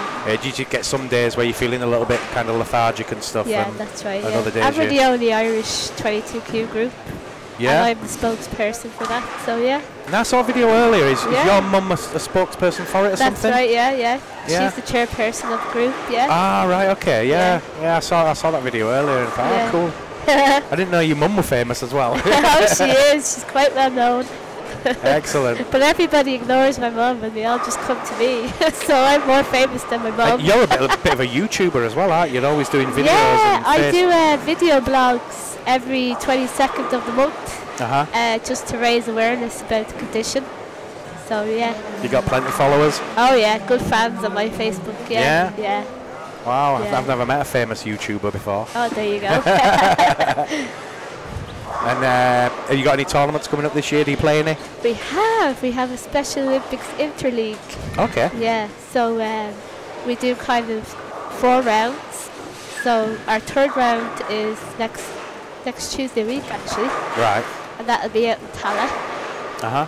And so what they do is they add up all your scores at the end of each round to see if you get into the final. Okay. So far we've come close to winning it. Last year we got like 2nd, the year before 3rd, the year before that 4th, the year before that 5th. So I think it's going to be our year this year. So do you reckon you got a chance at playing for Ireland in a Special Olympics or something? Oh, hopefully, yeah, because it's hard because there's a 4-year cycle. Yeah. So they go area games, regional games, Ireland games, and then the World Games. Okay. So I've made it to the Ireland games so far. So Yeah, Yeah. we could be seeing you a bit more famous in the future. hopefully, you never don't, know. don't forget to send us your results for the Special Olympics and Oh, I stuff. then. will. Yeah, I'll be posting up on Facebook anyway. Excellent. Yeah, Excellent. yeah, we're Stillorgan Eagles. Yeah, Sorry? We're called the Stillorgan Eagles. Stillorgan Eagles. Yeah, Ah, that's cool. us. Have you played at Alsa? I have. I do a Monday night league there with my 2 of my friends, Roger and Ray. And I used to play with Thomas Galvin. He was here on Oh, okay, Wednesday. yeah. He's been on the stream watching Yeah. us this week, yeah. I know him well, great friend of mine. Yeah. Ah, cool. So I bowl with all them on a Monday. Right, Yeah. now we need to ask the sponsors to give you a new ball. And if you've got Yeah. a Columbia White Dot, we need a new, a reactive one. Yeah, that'd be nice. So if you're listening, Storm, we want a ball, please, Yeah, for a superstar Irish young lady here. that's it. That turns out to be older than she looks. That's all my gym work. Is that the gym work? Yeah, that's How it. often do you go to the gym, like? Oh, I'd be there like maybe 3 days a week. Yeah? Yeah, because the gym is really helping my focus ability in Right. bowling. So Yeah. yeah, it really does the job. Good, Yeah. good. Do you do any kind of running or anything like that? Is it I'm just not into running. nah? It's a bit boring, isn't it? Yeah. So what? Shannon is though. Yeah, Shannon yeah. runs all the time. Well, I think you do these days. It Yeah. used to be you could be any size bowler and stuff, but they seem to be looking after themselves. A lot of the top pros now. It's a bit more going to the gym and Yeah, it's they fashionable do. again. Yeah, Looking after themselves, eating properly, and yeah, that's right. I'm trying to stay off the burger and chips, you know. yeah, but it's the thing you love the most sometimes, isn't I it? know. Are you a McDonald's or a Burger King? Oh, Burger King. Yeah, good answer. Yeah, you just get the other one and just throw it in the bin. That's it. At least a Burger King tastes like a burger. We're just coming up to the end of this fourth game, I believe. Yeah, 14. Not much to report on this featured pair. 113 for. Oh, can you say that name? Because I can't. Okay. Very hard names for them. Okay. Bro. Who's? They're definitely not Irish anyway. I don't know. The Irish names are hard to. Really? Owen Lebioda. I was Yeah. watching it for years and thinking, how do you say his name? And then somebody said it's Owen Lebioda. The Lebioda I could get, but the Owen with the E-O-G-H-A-I-N. Yeah, that's And right. I'm looking yeah. at it thinking, how the hell do you say that word? And you know you're going to get it wrong and embarrass yourself and probably upset the person you're talking about. Ah, yeah. And I'm getting your name wrong as well. A-I-N-E. That's how I spell mine. A-I-N-E. So I would have said Annie. Yeah. Yeah. But it's not that one. Right. The Irish know who I am anyway. The problem I had was Aoife. You know, Aoife Hall. Yeah. Well, I'm saying Aoife. Aoife. Yeah. Stuff like that because it's an A and O and a... Poor Dominic. It's Aoife. Oh, okay. I can see how you get that. Oh yeah, names can be hard. Yeah. Yeah. So how long are you sticking around? For a couple of hours or so? Or? Yeah, we're going to stick around. Yeah, there's some amazing talent. I was here Wednesday and I was watching Anthony Simonson. Yeah, He's quality, isn't it? Oh yeah. He's Throwing up backup balls and everything. He's been bowling with a plastic ball all Yeah. through the tournament, so It's amazing. you may be onto something. Yeah. Have you tried two-handed yet? No, It's hard enough with one sometimes. I isn't would it? like to try. Maybe Christopher Sloan might. Yeah, I'll have a word with him. If you're watching now, is he on the lanes or is he watching? I think he was on the lanes earlier, so he might be watching. He might be watching. Yeah, so Chris, we need some female two-handers. Yeah. Because there's not that's many it. about, no, is there, all there said and isn't. done? No. Yeah, you could be the first. There you go. We've got, Innie's bowled a 300 now. She's never bowled another 200 since, but the next game's been a 3. Well, it's been awesome having you on, Annie. Thank I you. really appreciate you coming on, and Thank you. hopefully you can come on again, maybe later on in the will. tournament, possibly. Yeah, definitely. Thank you very much. Thank you very much. We'll see you soon. Thank you. Bye bye. Right, I'm going to post this photograph of for you now, and you're going to make me famous. Thanks, Annie. I'll see you soon. We'll get this on YouTube now, on Facebook. Well, here we go.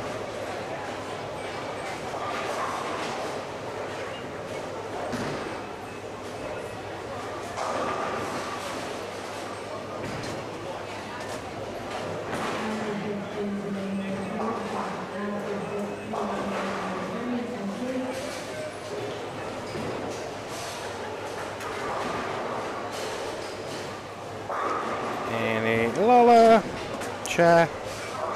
Boom, there we go. Thank you.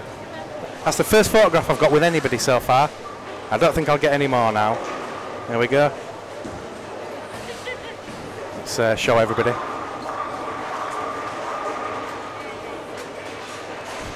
Thanks, Annie. I'll see you again soon. Thank you. Annie, lovely girl. So just coming up to the end of this game now, 145 in the 9th for Freya Bragason. Nikki O'Malley shooting some strikes at the minute, 3 in a row, 66 in the 5th with 3 strikes following. And Oki Brockhusen on 149 in the 8th with a spare now in the 9th.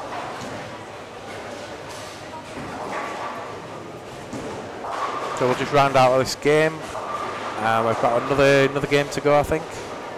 We'll find out. I'm going to have to run down the lane shortly and find out who's bowled well over 5 games and who it looks like we're going to get in for the squad winner interview at the end. We've had Anthony Simonson in so far. Interesting to see who we get next time. Keep your comment and chat coming in. Manel Hannon says, "Hi Dominic, you are still handsome." Yeah, right. Welcome to Benjamin Kubalik, Mark Russell, Alison Taylor. Hafi's back. Eric Harvey. Hi, Eric.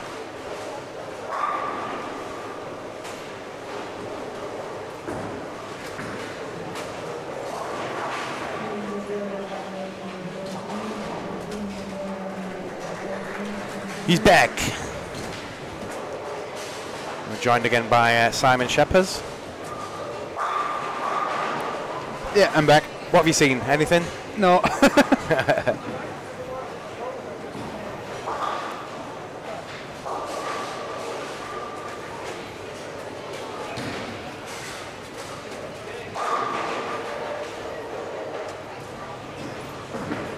So just a couple of frames away. What's Footlong doing? He started off with front three.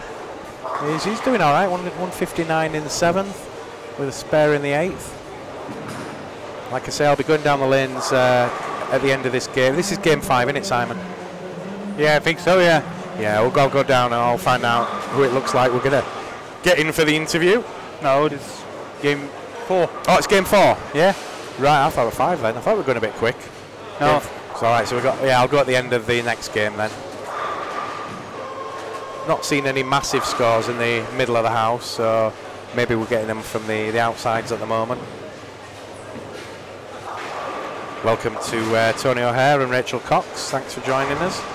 Please give us a share on your Facebook page for the Irish Open, and let's see if we can pick up a load of people watching. We're on YouTube and Facebook, but if you can share on Facebook, that would be most appreciated.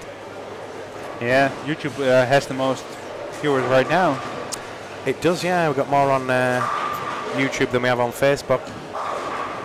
See, I thought we'd get more on Facebook because it's easier, it's there, but I think you have a problem then that they're going to watch it on Facebook, but then they've got to open another tab and do what they want to do on Facebook. Yeah. It's probably easier to have YouTube on and then stay on Facebook.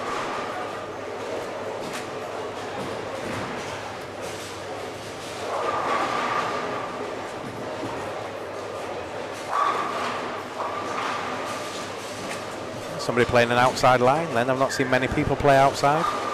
Not that outside, no. Will the ball come back for the first hour? If you're on the outside very early, yeah, it could be, but you still have to put on some revs. Because it's one thing you don't see these days is a lot of players playing outside. Now they're all, swinging it through the middle or, playing super deep, or doesn't seem to be many players that play first arrow anymore. On this pattern you can't, because the outsides are normally pretty. It can be slick. No, yeah, slick or pretty dry. Or dry. As soon as the ball hits the lane, it will go left.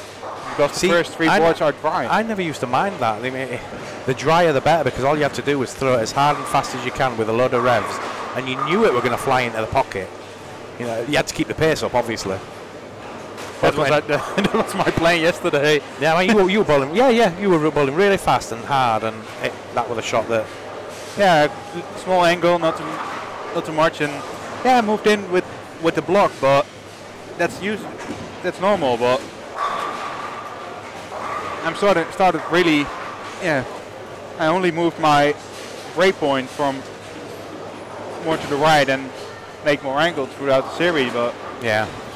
Keep my feet on the same position, 2-3 boards left, depending on lane 18 and lane 3, because those lanes are much heavier on the back end. So yeah. What would it mean to win this if you won it? A lot, but would you retire after it? No. No, but you'd start playing more of them. No, I don't think so. I don't know. You'll have to be happy with €4,000 though, I'm sure. Yeah, that's for sure. Yeah. What would you do with it if you got it? Save it or spend it? I think most of the pay bills with it. Most of the things will be on the savings account, and yeah, must be nice to win that kind of money though. Oh, and to do it 2 or 3 times a year, it's not bad, is it? No. But to win it, I'm not. I'm joking about winning it, but well, top 10's going to be, it's going to be a result, isn't it? Yeah. I'm aiming for getting on Sunday, second final, for final step 3. That's my aim. Try and go, a bit further than last year. That's my goal, but you made them final step 2 last year, didn't you? Yeah. How many did you miss out on? A lot, I think. I don't know. I don't remember, but yeah, you can't find the scores of last year, or do you have them on Talk Tempen? No, because I linked to the Irish website, so if they've gone from there, I won't have them. Maybe I can internet.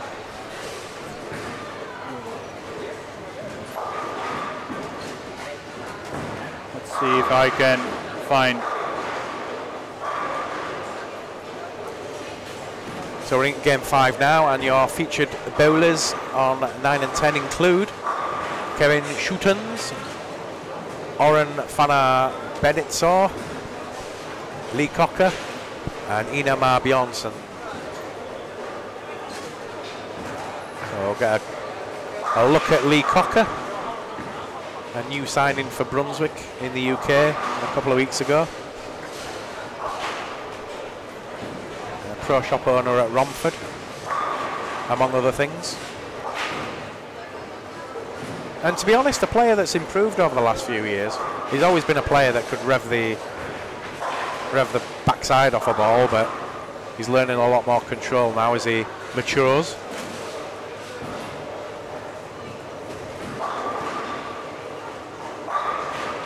Maybe Bowling Digital still has them. Possibly, yeah. Not for much longer though. He's taking it offline soon. Yeah. I can exclusively reveal we've been in contact with Herbert about keeping his content online. Talk Tempin's offered to keep the old website online for reference more than anything. It's 20 years of really good work that doesn't want to go offline, so we've offered our support. But he's also told us that USBC are interested in keeping it online. But whoever keeps it online, that's okay by us. But yeah, I missed it by a lot. A lot. Yeah. Top 12 was last year was 675, and I had 580 or something. Right. Yeah. Couldn't get it together last year. Just yeah. Well, 4 games. When you're used to 6 games, 4 games not a long time, is it? 3 last year. Three last year. Yeah, it's not a long time. You have 1 bad game and then you're chasing. Yeah. Keep your comments and chat coming in. If you just joined us, you're watching the 31st Irish Open live from the 18-lane Leisureplex Bowling Centre in Stillorgan, Dublin, Ireland. And the only reason I can do commentary is because I used to be a DJ. And nobody ever listened to a DJ, so you could talk for hours and nobody would actually listen. Welcome to Steve Allen. Oh, we've had all the Allens in just about. We've had Izzy, her sister, and her dad now. Quite honoured. Yeah, I finished 32 last year. 32 last year. Yeah. So any improvement on that would be good then. Yeah. Break the top 20 if you can. Well, on a share, right? If you win, I get $2,000. Is that right?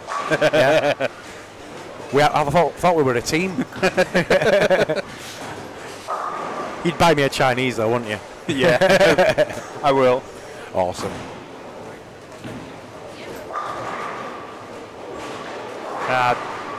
Top 20 will be okay, and yeah, we'll see. Well, you're in it. You're in it now. So, and the condition is touchy for a few people. So, you know, if you find it and they don't. Oh, another gutter ball from the female player there. That's 3 I've seen this week now.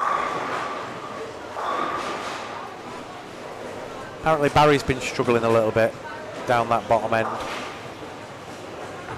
But we'll go down at the end of this game and find out what everybody's been doing. We'll prepare the studio. Does Kemphorst? Yeah, he's playing as well. He already played. I don't know if he's gonna play again, but was not that good, which I remember.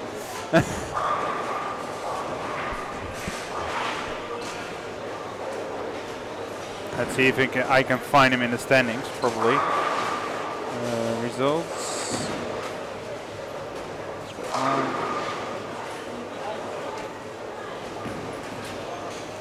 He is in 112 right now, with 11-14 for his highest squad.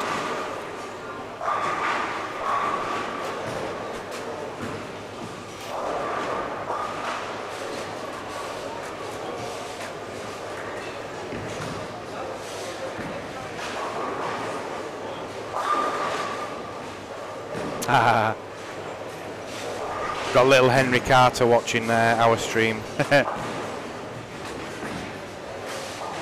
Is he still watching, Jenny? I'll give him a shout out. We did that with Basha Bonfield's little girl, Taylor, and we're waving at the screen when I was saying hello to her. Bless her.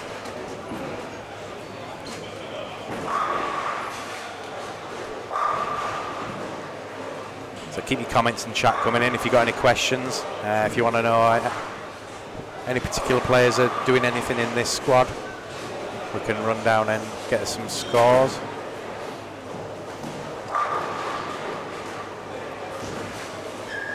And after the squad, we will be back at 8.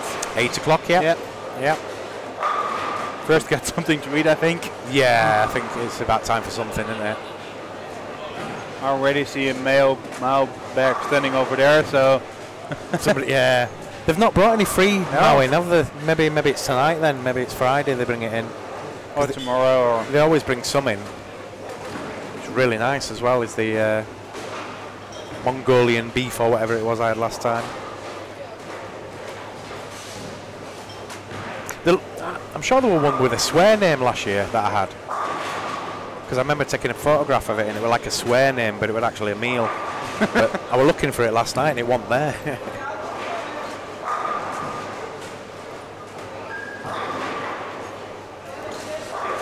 Yeah, it's not on there. I think I'd have to check my Facebook, but I took a photograph of it last year. maybe they changed the name. Possibly. Possibly.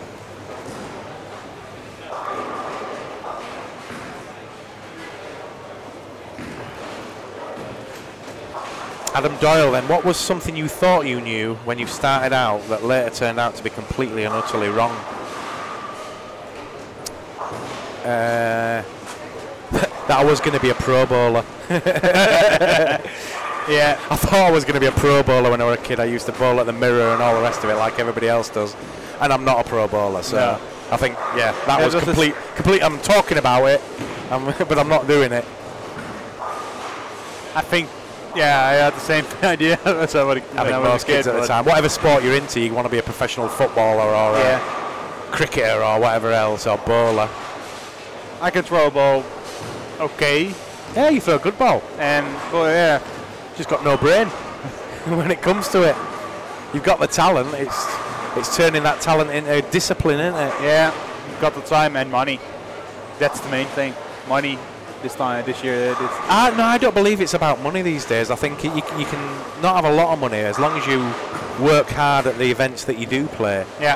Then it shouldn't really cost you a lot. You know, you should be playing an event and making a little bit to cover the next one, and then eventually, if you're quite good. Yeah, but you still have to invest a lot before you get there. Yeah, I think nowadays, definitely, I'd agree with that, with the amount of bowling balls. If you need 7 or 8 bowling balls, at least, and then the bags to go with it, and then the shoes, and then the shirts, and 15, 1600 to rent in. And yeah. You have to travel there, and because the big tournaments are abroad.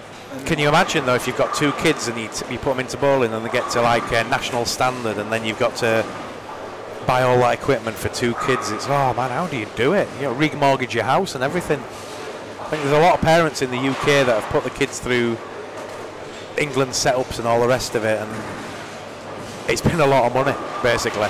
Yeah. And I don't think you ever see it again really, unless you're proper special and you make it in PWA or PBA or whatever.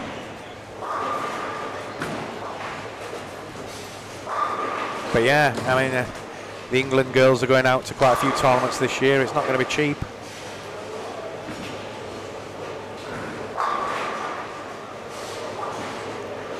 I never understood how people could bowl on the European tour though, and continue it. You get to some events and you play 3 squads at like €100 a shot, and then you've got your hotel on top of it, and then your flight there, and then you've got to make the top maybe 7 or 8 just to get your money back. Yeah. What do you guys all think? Do you think it's we're being priced out of the sport now a little bit? Yeah, just take a look at the Euro Challenge. What's an entry? 170 or something? Something stupid, yeah. Yeah, and the hotel another 100 for one night. You have to travel there. Now I will go by car because that's cheaper than flying. I think even if you went out for Friday until Monday, You're still you're still in it for eight or a grand. 700-800, Yeah. including travel costs, Easily. eat, drink. Yeah, for 4 days. Yeah. Yeah, it's a bit of a rich person's sport to a degree. I'll be honest, I only can afford going here because of this. Otherwise, Couldn't do it. couldn't do it. Yeah. Yeah, I don't think I'll ever play a big major. Well, I don't bowl anymore, but I don't think I'll ever play a major event anymore. I used to screw my face up at 40 quid an entry, let alone 70 or 80 or 100 or... In fact, I used to screw my face up at like £10 for league.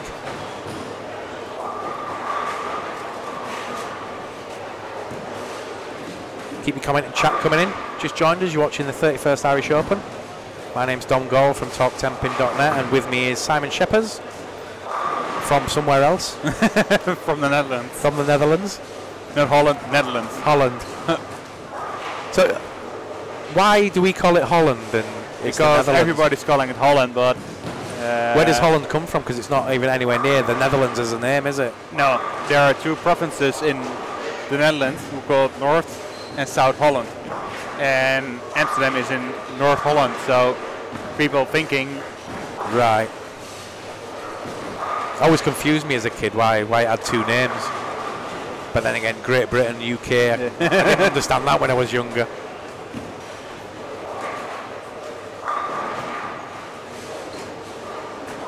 Yeah, you have UK, Great Britain, England. See, if we have Brexit, what would you call it? If the Dutchies want out, would you call it Dexit? Or Nexit. Duxit. Nexit. Net. Next shit. Net. Net shit. Nexit. Yeah, I saw some list on Facebook back in the day, which all countries, which would be the hashtag of when they will exit the European Union. There were some very crazy names on there. Can imagine. I can't remember them. But Carl Buckley says, Sarah says that's because you're from Yorkshire and you're cheap. Her dad's from Yorkshire, so I agree. See, I'm double screwed because I'm half Scottish and half Yorkshire, so it makes me extra tight. Some call it tight, some call it careful with money. I think it's more tight.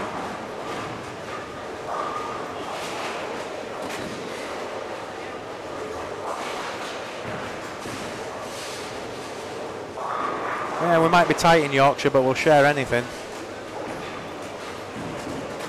You want a cold? I'll give you a cold.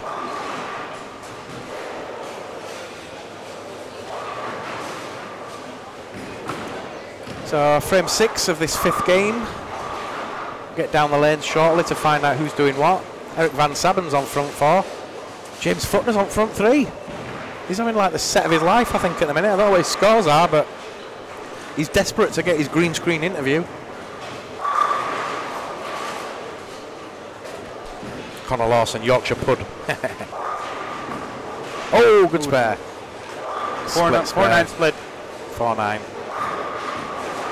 We can replay. We can watch it again here. Oh yeah.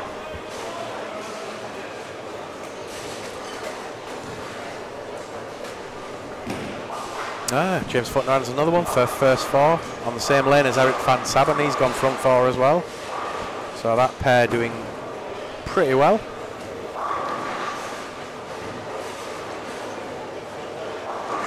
I've seen some high scores this squad, but also low scores. Yeah, I don't know if anybody's connected them yet until I get down the sheets and have a look. Maybe Barry or Jason or... They've struggled, but they did well in a few of the games, so they could still be well over. I don't know. There'll be somebody around about 100 over for sure. Yeah, that's for sure, but... First I was worried I would drop another place, but...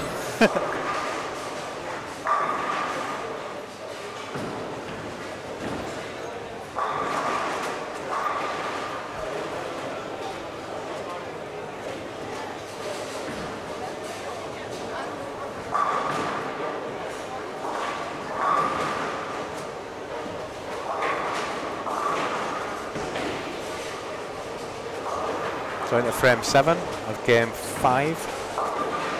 Aircon 7 has the front 5.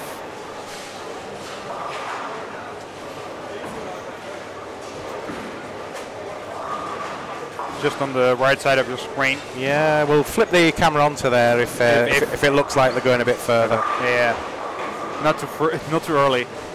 In fact, let's stick it on anyway, because what's happening on the featured pair at the minute, other than Lee Cocker, is not that amazing.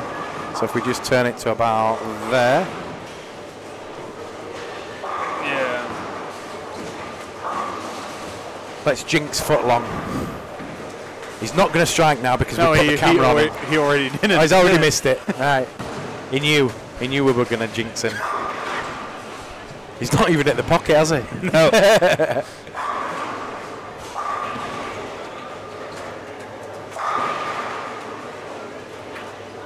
He's got the spare though.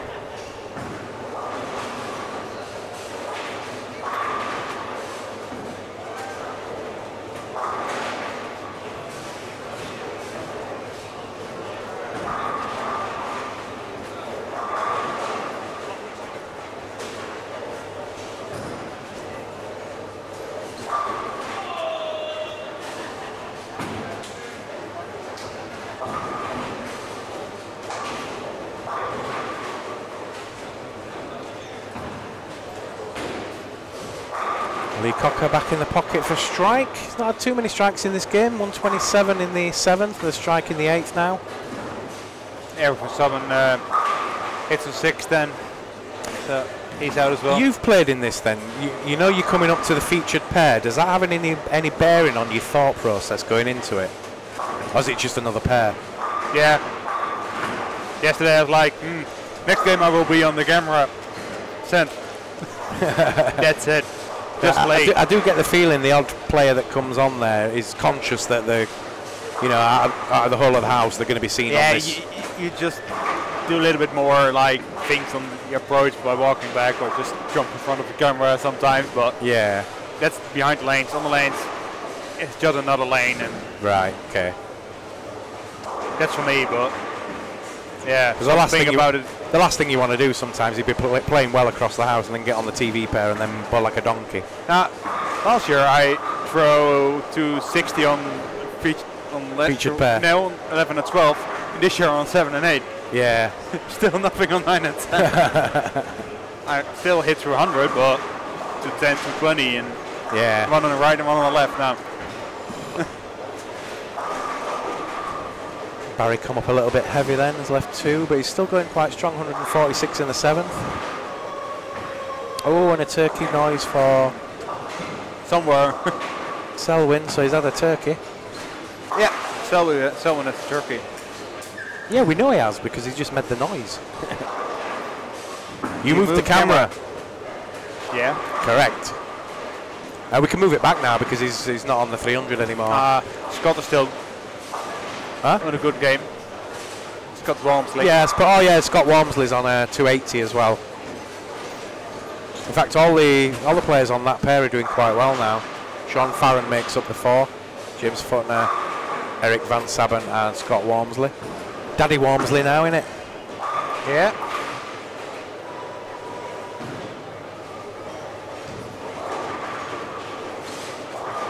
So Lee Cocker looking for a double.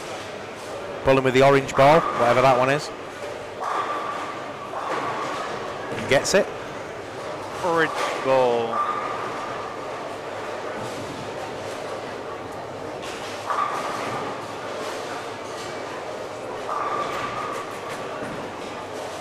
Now we can tell you what Jason Agate's doing, Sandra. It's not a massive game. He's on 90 in the 6th at the minute. And you'll catch him in a minute anyway, because he's when we put the camera back to 9 and 10, you'll catch him on 11 and 12. He's not having an amazing game at the moment. 90 in the 6th with a spare in the 7th.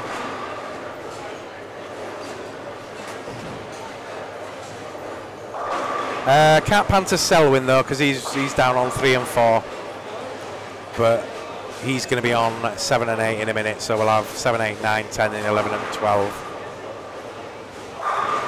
just moved it over to 11 and 12 because the scores are a lot higher on 11 and 12 than they are on 9, 10, 11 and 12, 9, 8, 9, 7, 8, 9 and 10. Scott Walmsley on a 280. I think he needs it. Yeah. He didn't good corner pins to go last couple of days, so hopefully he gets a little bit over now.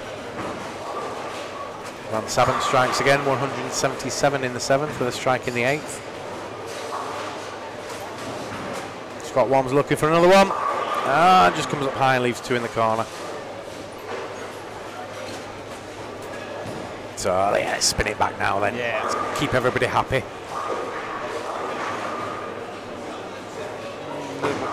A little bit. So We're good.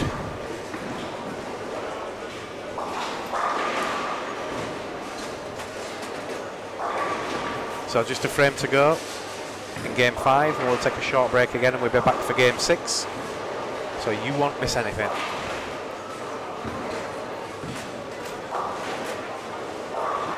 I'll be about 5 minutes just going down the lanes to check who's the leader, or the top 3. We can work out who we're going to get into the studio at the end. Please speak English, whoever it is, please speak English. I think the most dear speak English now. Yeah. As long as we got a translator, we're all right. We had the Italian guy last year, and he got translation from his lady friend. And we must have been a bit of good luck because he's a world champion now. That guy, Pongolini from Italy, won the team gold in the world championships against the USA. Americans. Oh, I was screaming at the TV. I so wanted the Italians to win. Yeah, everybody wants to see the Americans lose. It wasn't about the Americans losing. I just really wanted the Italians to win. Yeah, but they've got normally the USA wins. Yeah, usually. Yeah. But yeah, it was just nice to see the Italians win.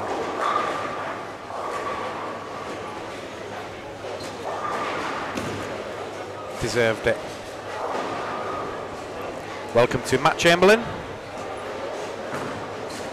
Another person in the UK database, together with his sister, who's quite high in the ladies' rankings as well. She's in the top 30. Barry Foley going to finish with a 2-0. No. Oh no, he's not. Big 4 at the end.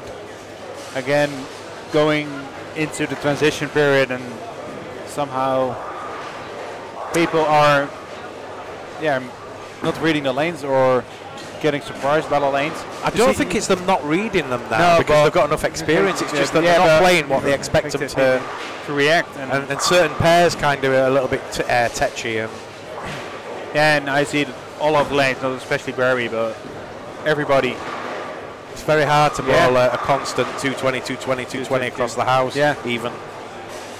You're far more likely to go 250 and then 2-0 and then 240 and 240 and then maybe another 240 and then back to 2-0. Yeah. But having said that, every player here is kind of spraying it around all over the place anyway. They've all got varying styles, and it's not like they're all it's playing together to break a lane down or anything.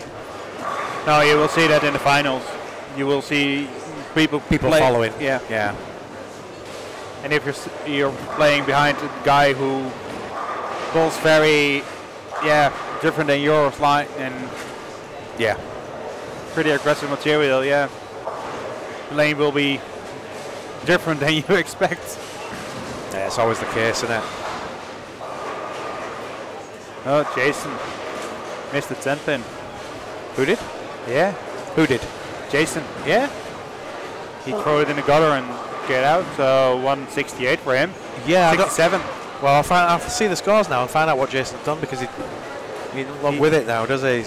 He does look happy. So if he had some big scores, maybe he's had some big scores and then he's just had a bad one, and you know what it's like when you're like 100 over and then you throw 180. Yeah. You fought really hard for the 100 pins, and you fought for every little pin, and then it's all gone in one game. yeah.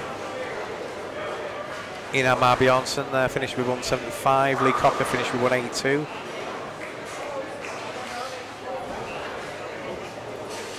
So we're just waiting for Aron Fana Benitio to finish, and then that's the 5th game in the history books.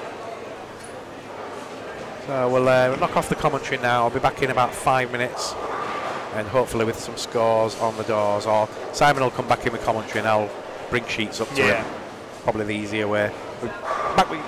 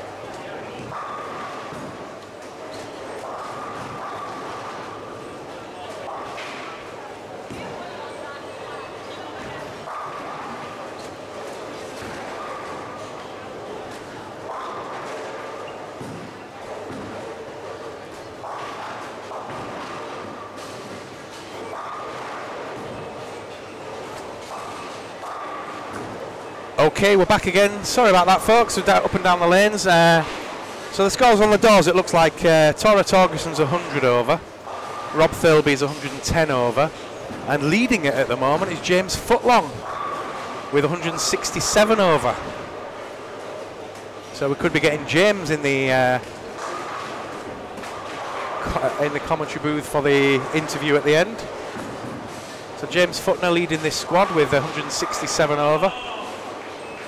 Jason Ake and Barry Foley started off really brightly, but Barry's about 50 over and Jason about 20 or 30 over.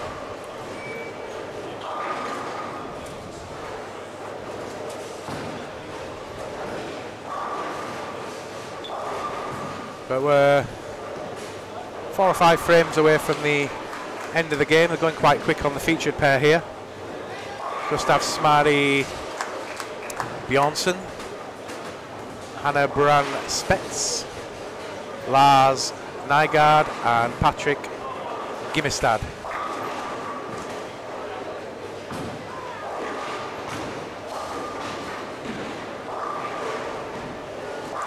Max Taylor asking, is there a team from Northern Ireland there, please? Not today, but there is Northern Ireland players. Grant Duggan played in earlier on in the week. Ryan Press, I think, is coming down.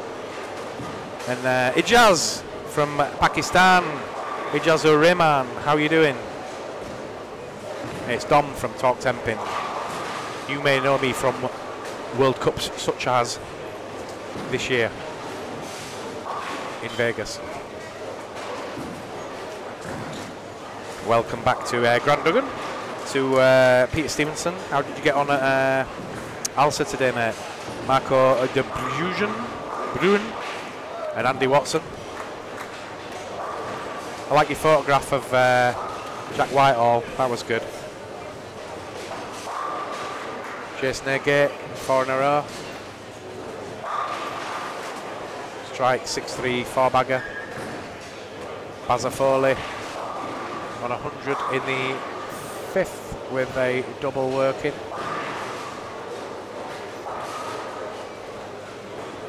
We'll be back at 8 o'clock again tonight for the final squad of the day.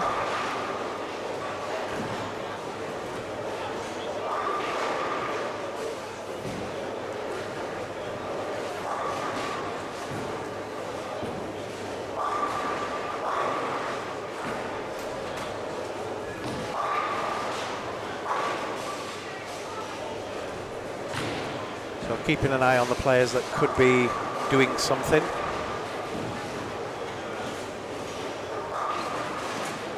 Tora, I think, it's on about 100 in the 5th. Rob Thirlby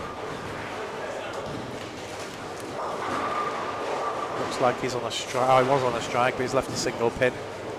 So unless James Footner has a nightmare last game, it looks like James is going to be the squad winner. 168 over at the moment in his first entry. Shocked himself, he says. He wasn't expecting it. But take what you can when you can.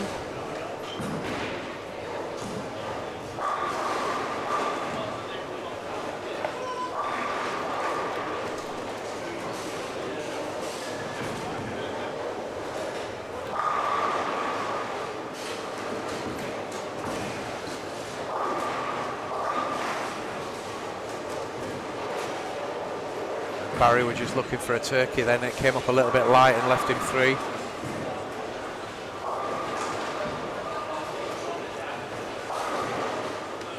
Oh, Einar Mar Bjornsson has got a string of strikes now. 7 miss and then 7 in a row, I think.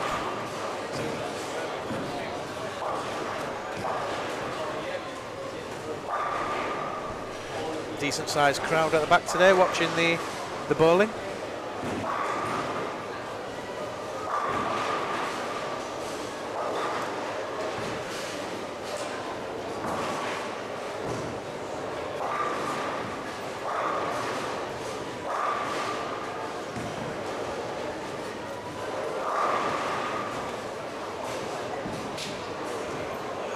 So featured pair, Lars Nygaard finishes with 192, taps out for that. 197 for Gustav Smiley Bjornsson. And Hannah Spetz stepping up now. Hanny Buran Spetz. 4-bagger, looking for another 2 strikes.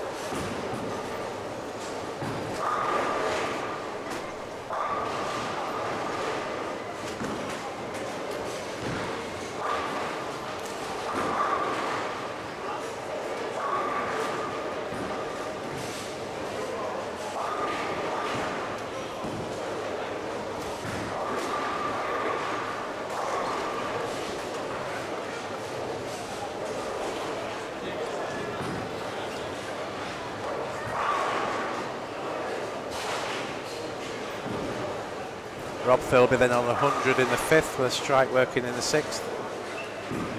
Tara Torgerson is that 112 in the 6th frame. And a spare coming up on the board. So just about at the end of this squad. Thanks again for watching, everybody. We will be back at 8 o'clock for the final squad of the day. But before that, we'll be interviewing the squad winner, which at the moment is looking like James Futner from Wales.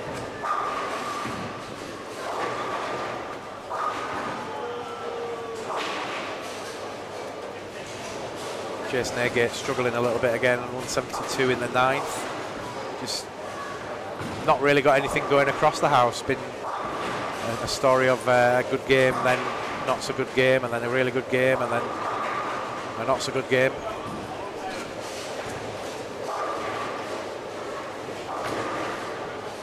But it does look like Futner's the only one that's been 240, 230, 250 kind of scores.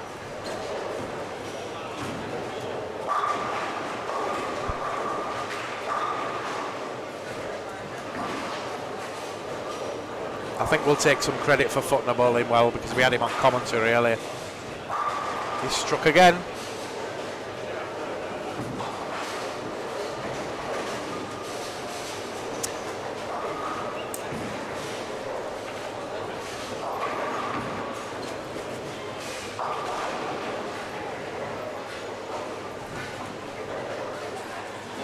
Turn the camera. Oh, in fact, we can move the camera in a minute. Looks like it's going to be James Futner.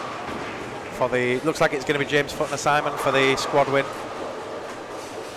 Only Rob Thirlby and Tora they were both 100 over, but he's 164, 167, sorry.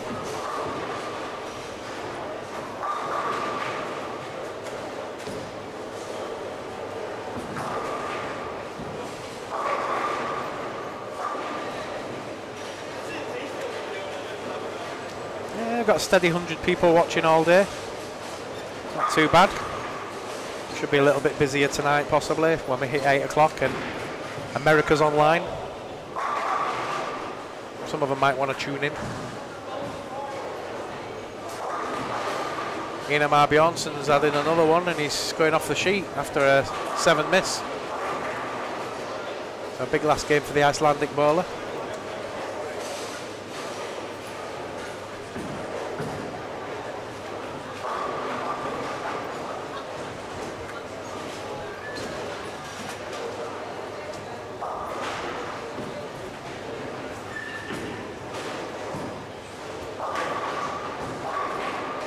Yeah, unless James has a bad last game, I don't think anybody's going to catch him. Tara Torgerson's doing quite well. 152 in the 7th, is it? With a strike in the 8th.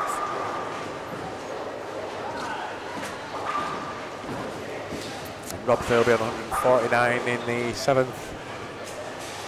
With a spare in the 8th.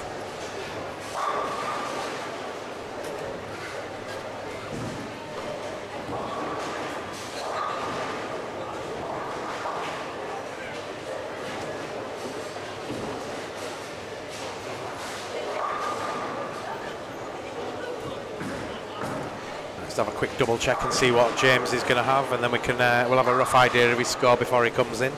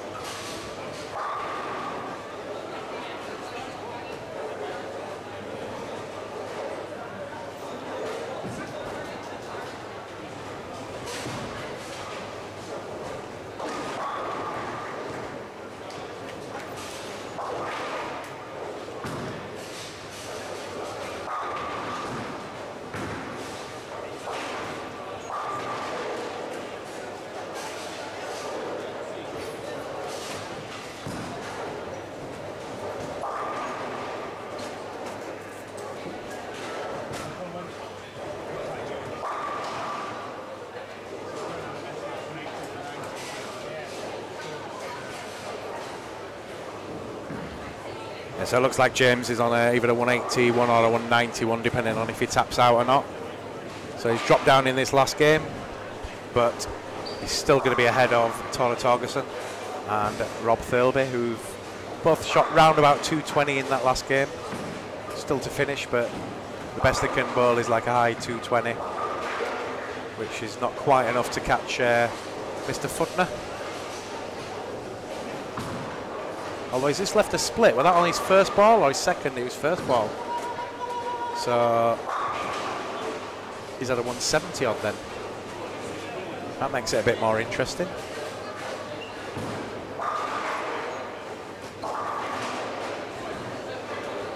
So I'm not actually sure now. I think Tora or Rob could actually catch him.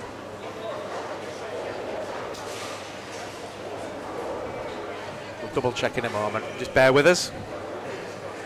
So next 5 minutes or so, we're going to get the squad winner in, whoever it is.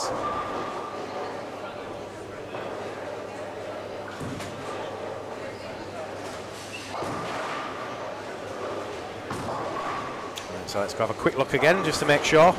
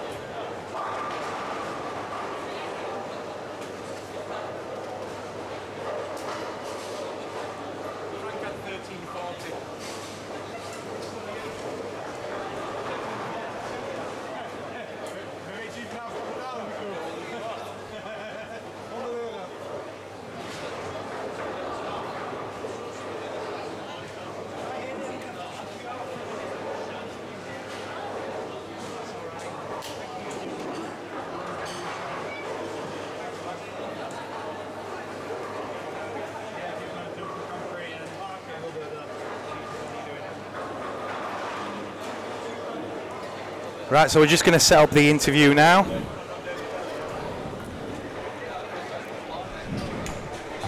Looks like Scott Walmsley has taken the block. Frank Selvag with about 13.42, but Scott Walmsley's taken it with 13.60 plus. Close at the end. They were all thinking down the bottom end. Frank Selvag's had 1400. That's what he told us. Turns out he was lying. He had 13.40.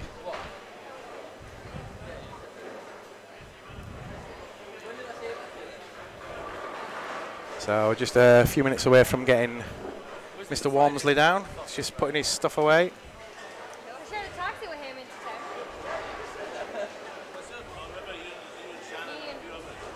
Me, Sean and Rachel. We'll get him up now. Simon just, yeah, looking good. You could probably go back in again. Ooh.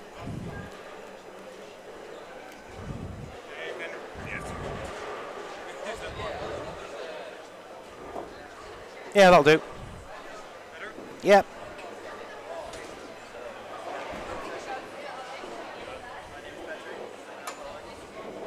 Come on, Scott.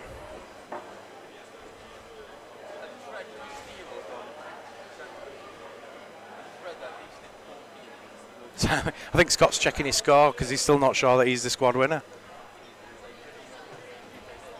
He's checking with James to see what he had.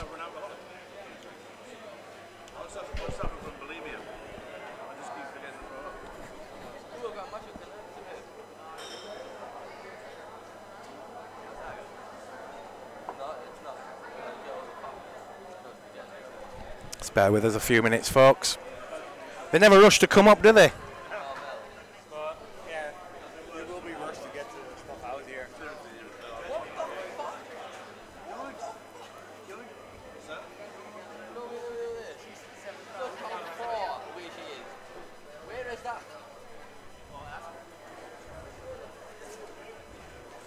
Yeah, we've got a headset over there ready for him.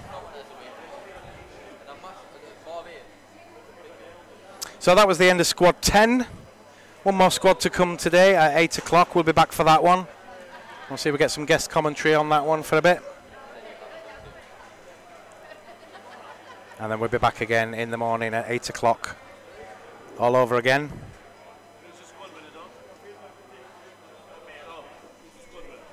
Scott Walmsley. 1362 or something like that. 1360. Yeah. It weren't a particularly high block in the end. Frank had 1340. Rob had about 1310, 20. Tora with about the same. James Footner were 30. I can leave it on. Let people know that we're still here. Come on, Scott.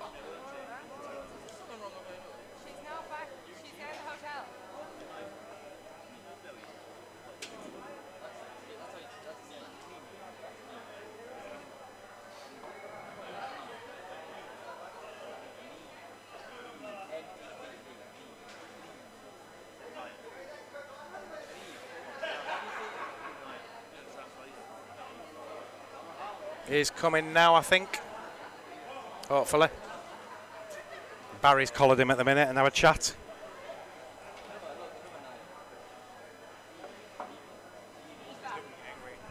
Yeah. Frustrated, I think. It's, keeping the scores going all the way across the house has been difficult for a lot of the players.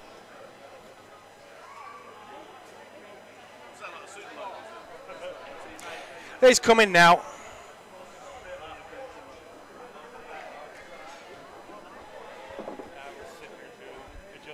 Yeah, no worries. Yeah, cool. It's okay.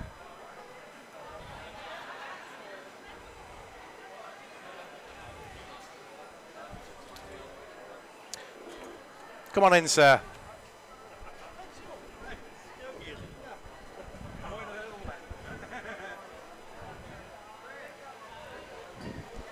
Oh. Right. Yep. Scott Walmsley. Hello. A surprise squad winner. Even yourself. Yes, it was actually, yeah. I was just like following James and I thought like, what's going on? And I didn't even really thought about it, to be honest. I was just bowling well, finally. Yeah. And yeah, I wasn't even thinking about it, to be honest.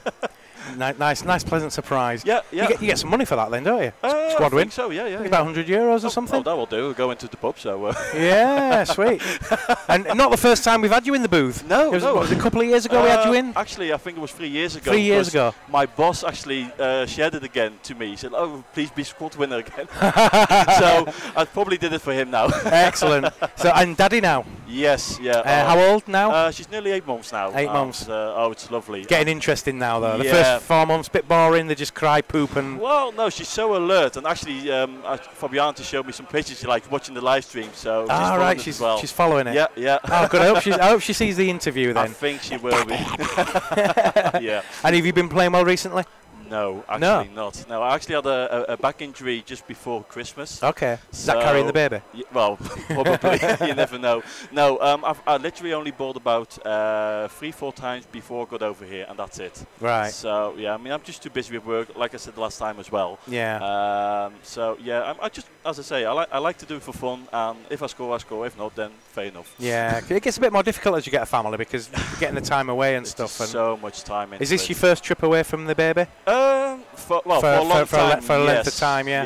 Yes. I normally try to get back and drive up and down the whole day, but now it's like nearly 5-6 days. So it's, well, we just FaceTime this morning, so it's good to see her. Cool. And across the house, then, how did you find the lanes? I played on Thursday morning, and I just didn't know what to expect. And I actually thought the lanes were very hard compared to the years before. Yeah.